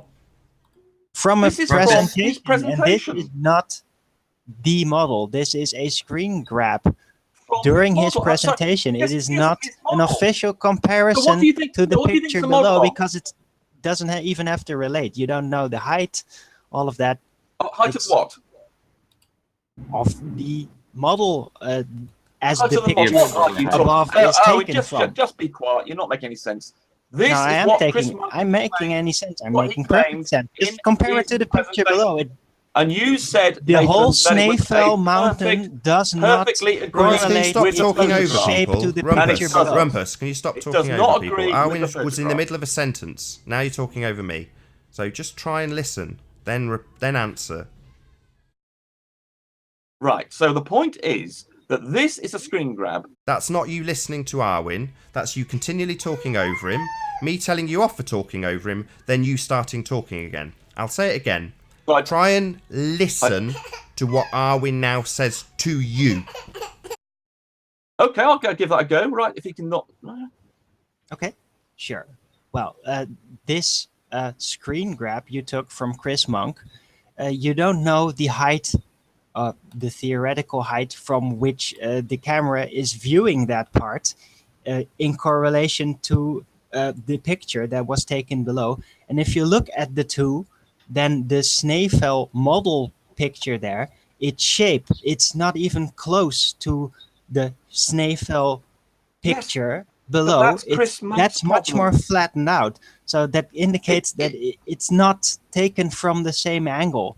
No, it's not. It's a question of how he's interpreted the lidar data.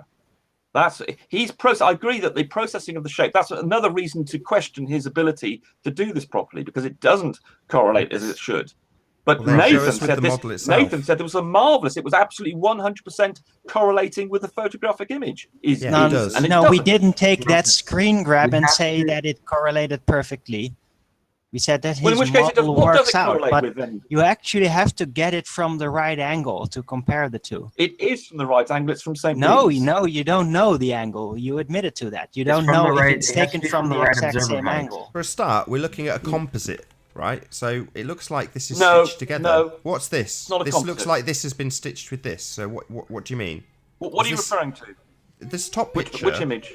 Why Oh, the does top it image. look like Right. it's That's how it was presented by. with yellow No, it's not a lines on it composite, and that was how- annotations? So these yellow lines, they were put there by Chris, were they? All right. No, I've put the yellow lines in. Oh, That's the so only it's thing a I've added. screen grab that you've taken and then annotated. Correct. Oh, right. Oh, right. I'd much prefer you just actually looked at the model itself, because it's a working model. Right, but if I were to do that, Nathan, and I then presented this, you would say you fit with the model. You've got the wrong observer height. I mean, so what I've done is I've just Well, taken. that's a lot of Chris Monk's presumptions. No, Why no, don't you no. actually let's- do it let's not instead of presume. resorting to this Owen, screen learn to grab, take Rumpus? turns in talking. No, it's For all right. God's You sake, know, behave you know yourself. so well You what haven't- we you will haven't do, but addressed you it, don't though. do it. In a Why don't you socially do it and sensible then manner. see what we will Jesus respond to? Christ. Yeah. Stop interrupting. Do you know how to use Right, I am Blender? actually going to make. Owen, I'm in the middle of a sentence. Do you I am know going how to to use create a model Blender, like this, Rumpus? so Do you know I how can to use present that a 3D software? model. Do you know how to use Blender? I am going to do this Do you know as how well. to use No, in we're Blender? going to Autodesk do- 3ds. Do you know how to use We're Blender? working on Rumpus? something. Sorry, go ahead. Do you know how to use Blender? I'm actually going to create a 3D. Sorry, I'm going to create a 3D model in Autodesk 3ds, so you can do the things that you're asking Philip to be able to present, i.e., images from any direction filled in. That is my intention. I've got the lidar data, and I'm actually going to try and create a 3D model like Chris Monk did, and then give you the flat Earth look and the spherical Earth look. But you should Which be able to software will immediately you see use? that the Which flat Earth software? stuff doesn't work. What software will Well, you make be sure using? you get the height, Hold the on now, observer Owen. height Just correct. want to get this buttoned Of up. course I will. What software will you be Of course using, I will. Rumpus? Autodesk 3ds. Autodesk 3ds. And it can import Blender files. So Excellent. So maybe the first thing to do is get in touch with Chris and ask him if you can have his .blend file. yeah, I will do that actually. Excellent. Progress. But the point is, this is what he presented as being correct for a flat Earth. No, that's And a he didn't check. screen grab from a video presentation of a model. So that's not what Chris presented. Chris presented his model in a video. That's a screen grab of that video. So you're denying this reflects what he thinks. The model is a working model that can be examined. If you have access to software that can utilize that .blend file, you can scrutinize that model. He presented this as reflecting the view that Anthony had of St. Bees on a flat Earth model. And he didn't bother to check Out of that the context snow fell and when North we're Burrell talking Mountains were around the about right a way. blender model. Right, Rumpus? It's a blender model, yes, right? No, it's not. That's a screen grab of a video of a presentation of a model. It's not the model. Correct. This is the evidence that Chris Monk presented as being valid. No, it's a single screen grab of a presentation Right, so you're denying of a model. So you're saying the picture that I've got does not reflect Chris Monk's claim about what it would look like on a flat Earth. You're claiming that's somehow wrong in some way. I've somehow grabbed this wrong part of the presentation. Is that what you're claiming? His model in its entirety would represent it as a flat Earth. That's a model. Yes, but we're taking a particular point here. We're interested in Snaefell and North Burrell. No, and you're interested in North Burrell and Snaefell, because if I was to say what I was interested in, I'd say, right, sod these two mountains. Let's go to the mountains a little bit further back and compare them. Oh, right, you've only got 2 vertical lines in your graph. Oh, right, that's a shame. Oh, you've only got these 2 mountains. Can you move these images or the model around on this screen grab? Oh, no, you can't. Oh, right, so it doesn't do what Chris presented in the slightest then, which is present a model that could be utilised to make measurements and predict things. This is just a screen grab and it's wrong. From a video presentation of that model. His model is wrong. It doesn't work. Yeah, well, we won't be able to ascertain that with a single screen grab, will we? Because, for instance, if I asked you to move to a different mountain that wasn't these 2 cherry-pick mountains that you guys want to focus on, and you went to a completely different location and drew your straight line, we'd get different answers. But we were very, very limited in terms of what extrapolations you can make from this specific location using your single screen grab of a working model that was presented on a video. That's what you can do in this very, very, very narrow example that you now want to make. And I'm saying no. You need to get hold of Chris's working model and scrutinise the model in its entirety. And then either debunk it for various reasons that you feel it needs debunking, or present something better. So far, you've said that you know this software and you can, in time, present something better. Well, I look forward to scrutinising that with Chris. Right. And also, it's not just these mountains that are wrong. Also, the mountain to the left that you can see here, this is also wrong. And he even admits that it's wrong. Rumpus, can you just stop telling us about this single screen grab? Right, I'm sick of hearing it. Well, I'm just pointing out that Chris Monk's model is wrong in every regard. It's not. Stop saying it. You haven't scrutinised Chris's model. You haven't even got access to it What yet. is potentially wrong about this is He hasn't even got access to it, Arwen. He's never even seen it. He's only seen a video presentation. That's all he's seen, a video presentation. He hasn't scrutinised the model because he hasn't accessed the blend file. And the results it gives are wrong. You haven't got access to the model yet, Rumpus. I know you love assuming things. I realise this, Rumpus. Yeah? That's what you do. But don't just assume it doesn't work from a single screen grab. That's pathetic. None of it works. Ugh. No, of course it doesn't. No, but Nathan, I think that if there is something wrong about this model, about, well, the shapes that you see here, it is the information that shape was originally based upon. And I think they were like scans, they were measuring of the shapes of the mountains and all that thing. I think there may be some inaccuracies or changes. It doesn't have anything to do with whether the flat Earth representation on which that model is laid out is wrong, as Philip because can it's show you, flat, hold on, and I more can has to invalidate do this. with the actual shapes of If the you- mountains, because because they this don't is look correct. alike. The Philip shape, doesn't have a model. the Well, actual it's the shape same of the narrow mountain view itself you doesn't do. look alike Owen, like someone what else can will be turn. seen below We take in the turns, photograph, Owen. and that Take is the turns. thing that's wrong But here. the It's not point the is position, that this it's is the actually shape right of the for a mountain. flat Earth. This is actually correct for a flat Earth. This Yeah, we're is not what saying this is it wrong. would look like on a flat Earth. This is what The it would look shapes like on don't a flat correlate. Earth. It's not the height, it's the shape. This Yes, is of course, what it Arwen. would The look shapes like on don't a flat correlate Earth. because they don't match what you see. Yeah, I understand that it's true that this might be taken at a higher elevation, and so the shapes might not match up perfectly. But it doesn't matter what I just showed in my little simple stick drawings, whatever you want to say. It doesn't matter where you are. Snaefell will always appear above North Barul on a flat Earth. And we have images where Snaefell is below North Barul. It's a geometric impossibility to see what we see in reality on a flat Earth. That's the point. Right, I would say exactly Oh, did the we same. actually did the hangout end? I'd say exactly the same statement about what we see in terms of the lighthouse that shouldn't be there. Right, but the lighthouse is near the horizon, and we know that we can't say anything about the horizon because Yeah, we there's can. refraction. I can. There's refraction on both models, right? No, well, You hold need on. refraction to Hold hide on, we've just Ramsey. conflated models with reality. You're saying it's a geometric impossibility to see something, i.e. a couple of pixels difference in these two mountains. Yet we've got this glaring lighthouse that you're saying, oh no, refraction in models means that this lighthouse, that's okay to not see something that we do see, right? That's what But you're you saying. guys need to have a vanishing zone to hide the bottom of the island, right? Right. The lighthouse is there, right? We see the lighthouse. You see that lighthouse that's supposed to be gone, right? Now you're saying that that's being brought back with refraction because your model says so. But that's Yes, all cool, and right? It's a very small amount. It's all of cool, man. refraction. In your model, there's only a bit of refraction at the horizon and not much at the top, right? So that's all cool because your model Right. says so, right? Okay, so where is the bottom of the Isle of Man? Where is the rest of the cliff? Oh man, you've underneath regressed to the level lighthouse? of Cat Earth because I've got you with a tricky question about a lighthouse that shouldn't be there. So you want us to talk about the ever so slight difference between these two mountains and ignore the lighthouse that shouldn't be there because you've got a model that refraction can model it with.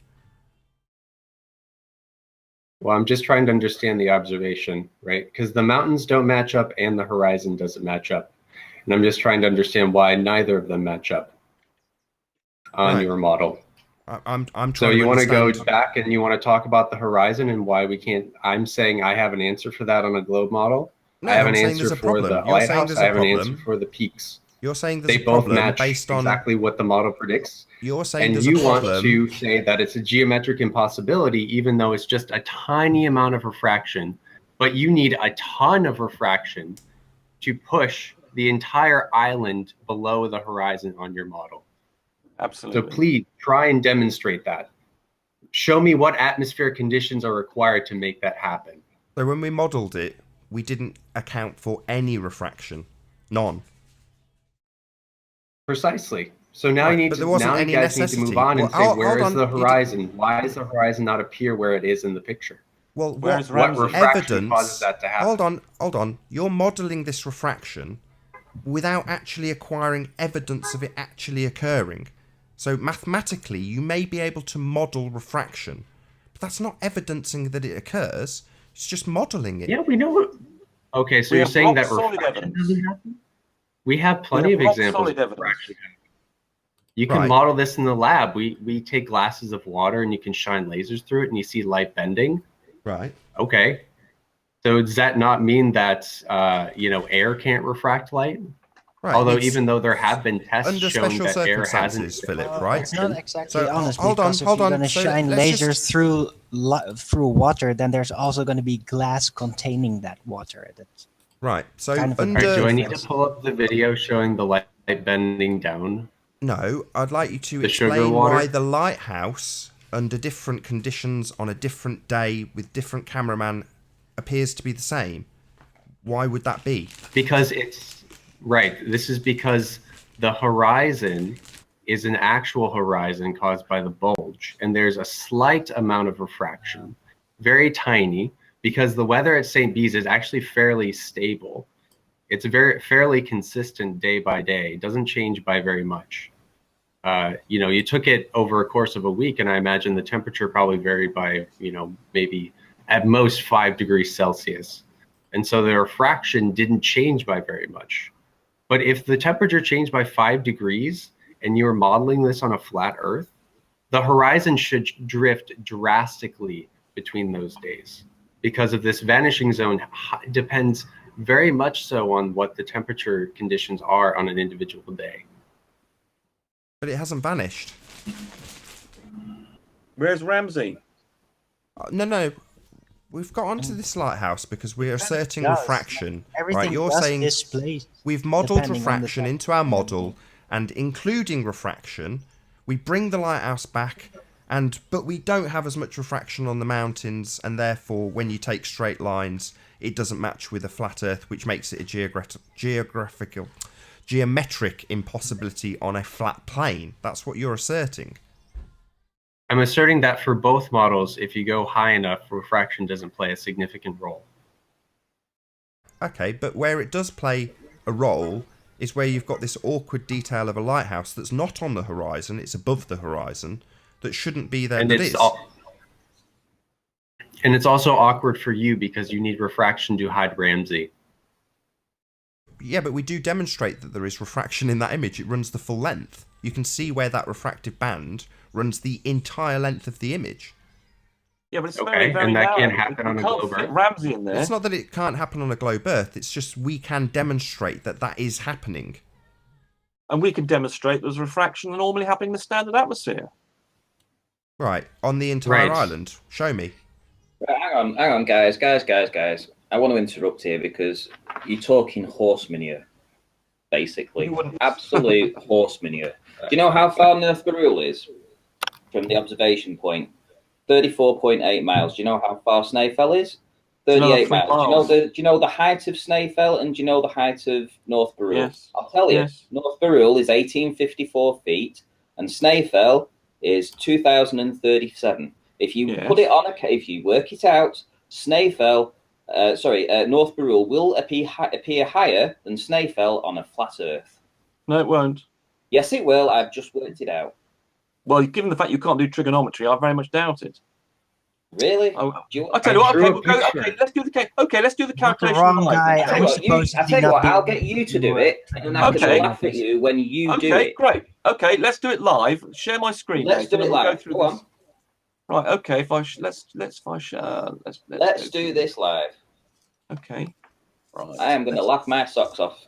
Okay. Am I being? Can you see me? Not Uh, yet. am I No, sharing you've just got your correctly? icon at the moment. No. You're not sharing. Okay. Right. So can you see my page here? Let's draw a triangle. Yeah, there we Right. go. Okay. Right. Are you Oops. sharing now? Right. The rumpus. Right. There we go. Okay. Sorry. I'd like you to put a ruler in. Okay. Well, let's just draw. Let me just draw a triangle first. Oh bloody hell! Right. So Wait, there's our Ranty, how triangle. long? What distance did you put in? Come on. We'll figure it out. No. What number did you use for the distance to North Barul? 34.8 miles to North Barul, and it's 38 miles dead on to the top of Snaefell. Right. Okay. So right.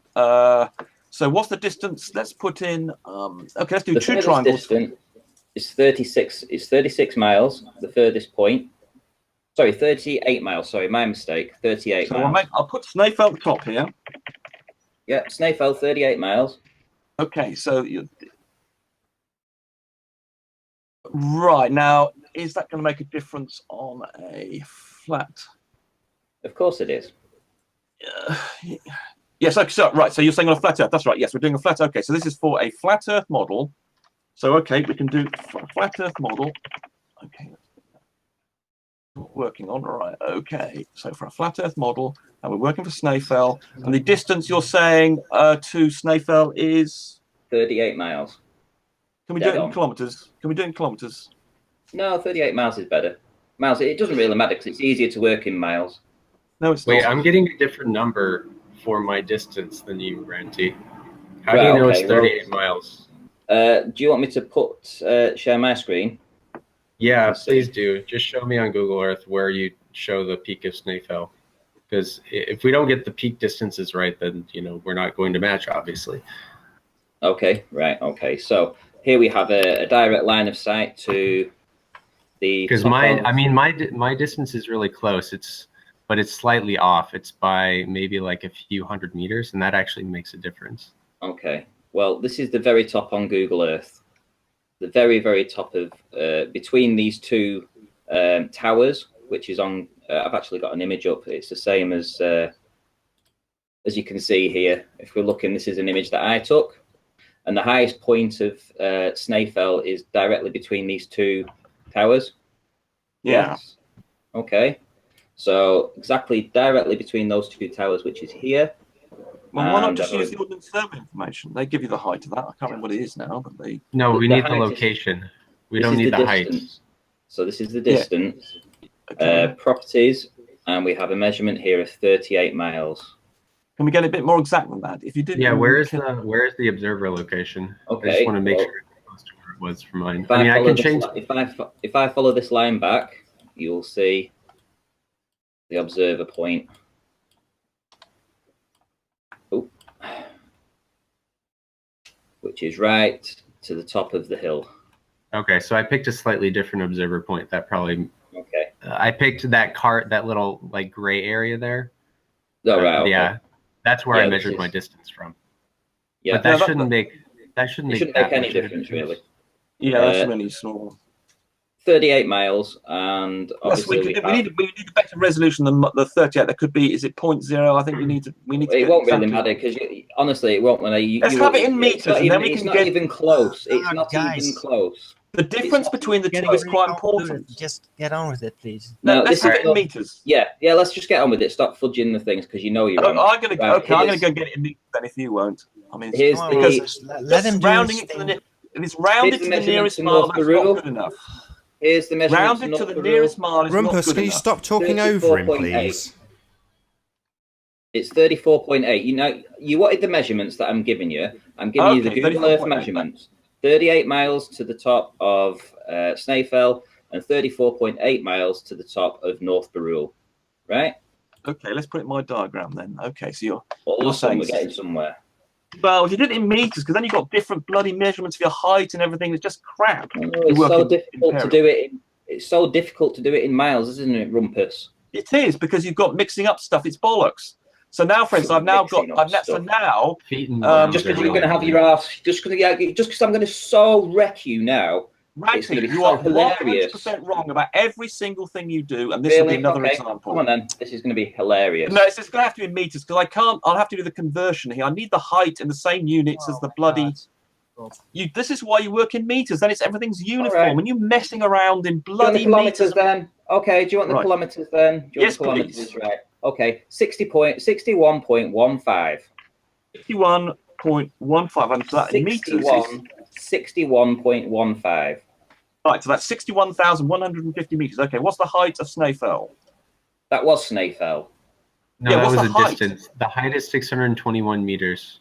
621. Can you see my screen? Hang on, let me check. And the height of North Barule is 565. And where are you getting these measurements? Hang on, wait a minute. Where are you getting these measurements from? From Wikipedia. Right, okay, so not using Peak let's Finder. not do that. Let's not mix up different sources to determine the height and the distance. Let's use Peak Finder, shall we? Because that's more obvious. Right, Snaefell is 621 meters. Yeah. And North Barule is 565 meters. 565. Can you see my screen so you're verifying that I'm putting in the right things? That's exactly the numbers I put in. What the hell?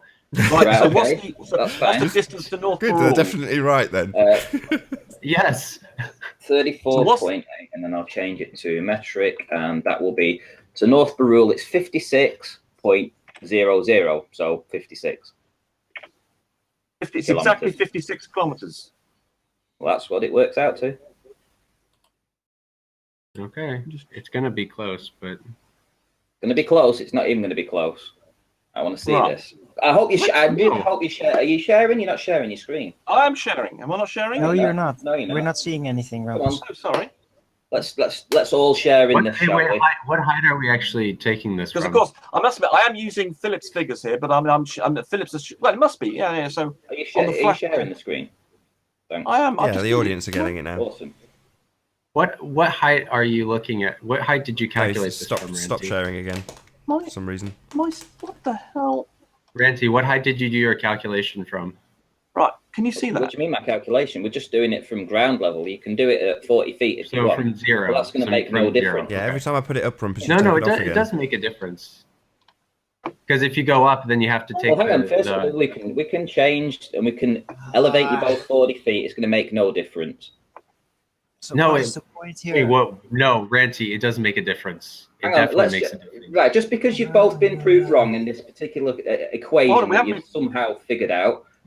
No, because you have to take the difference. You just don't want to actually. You want to and ah through it all, and you don't want Let's to. Let's hear Rumpus and Ranty just go through it. Come on, we've only got a couple of minutes left, so just Rumpus and Ranty, if you can just get to the end. If you want to be precise, if you go up, you have to subtract your height from the height of the objects.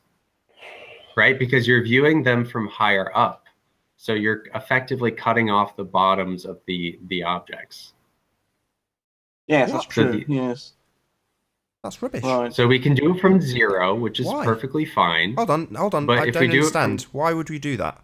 The heights of things don't change. It doesn't matter if I'm 1,000 feet. Right, but you remember you talked about this with Chris Monk, right? Because you only care about the relative height of the observer and the object on a flat Earth. The relative height.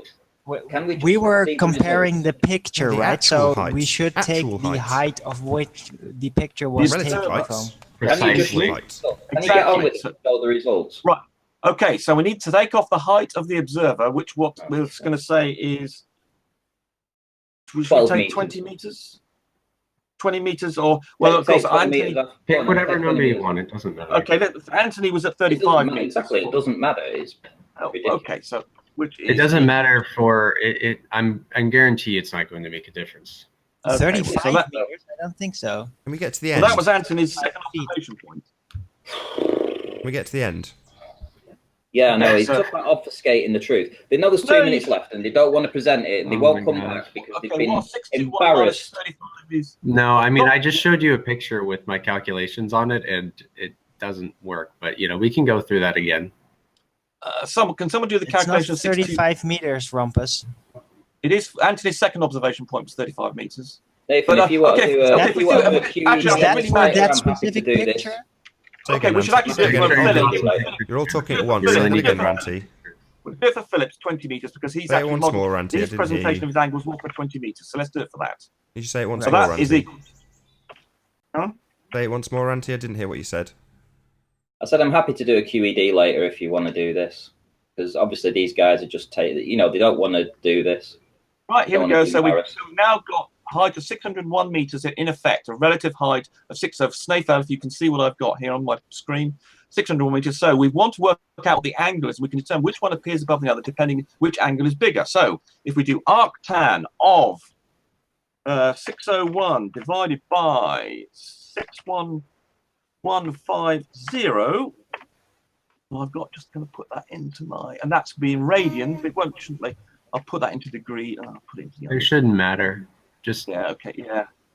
Just look at the size of them and see if there's a difference. It's going to be really small, but okay. So right. So I'm now going to put this into a calculator. That particular function there. So give me a second while I pop that into a thingy.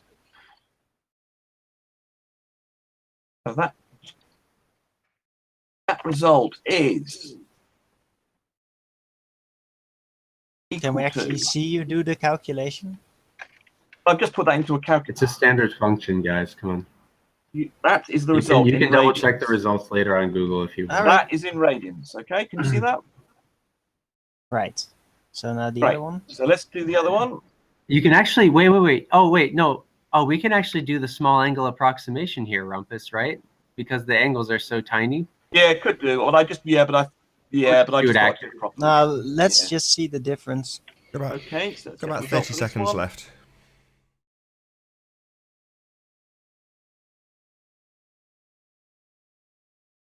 Oh, nearly Are you there. gonna do the same? No, you need to. Yeah, give me a You need to second. change. You need to it change to the- 565. Oh, Yeah, you they're put the exactly the wrong same. No, they're No, not. you They're put the No, same you thing in. forgot to change the value five. of the Whenever. height. Oh, I put the wrong bloody thing. Sorry. It's okay. Right, I'm trying to rush it here. Obviously, trying to get it. No, I know, doing 545. You got it wrong. Hold on. Let me just. Oh, 5 star. Thank you, Owen. Thank you for that. We'll get it. Yep, that's the right one. All right, that looks right. Is that meant to be North Barul? That's Hold North on, Peru. Ruhif. Yeah, We're already Wikipedia slightly says over time. I just want 561.4. to get to the end of this. What? Right, there we Yeah, go. Wikipedia is there. Hold on, Owen. So who has the smaller? Who has the Right, so bigger? there we go. which is So which is therefore, seen? North Barul has a smaller angle than Snaefell. So according to a flat Earth model, Snaefell will be higher. Hang on, There you put go. the wrong. You put the wrong things in. You put 545, not 565. No. No, because you have to subtract off the height of the observer. So you're wrong. As per you.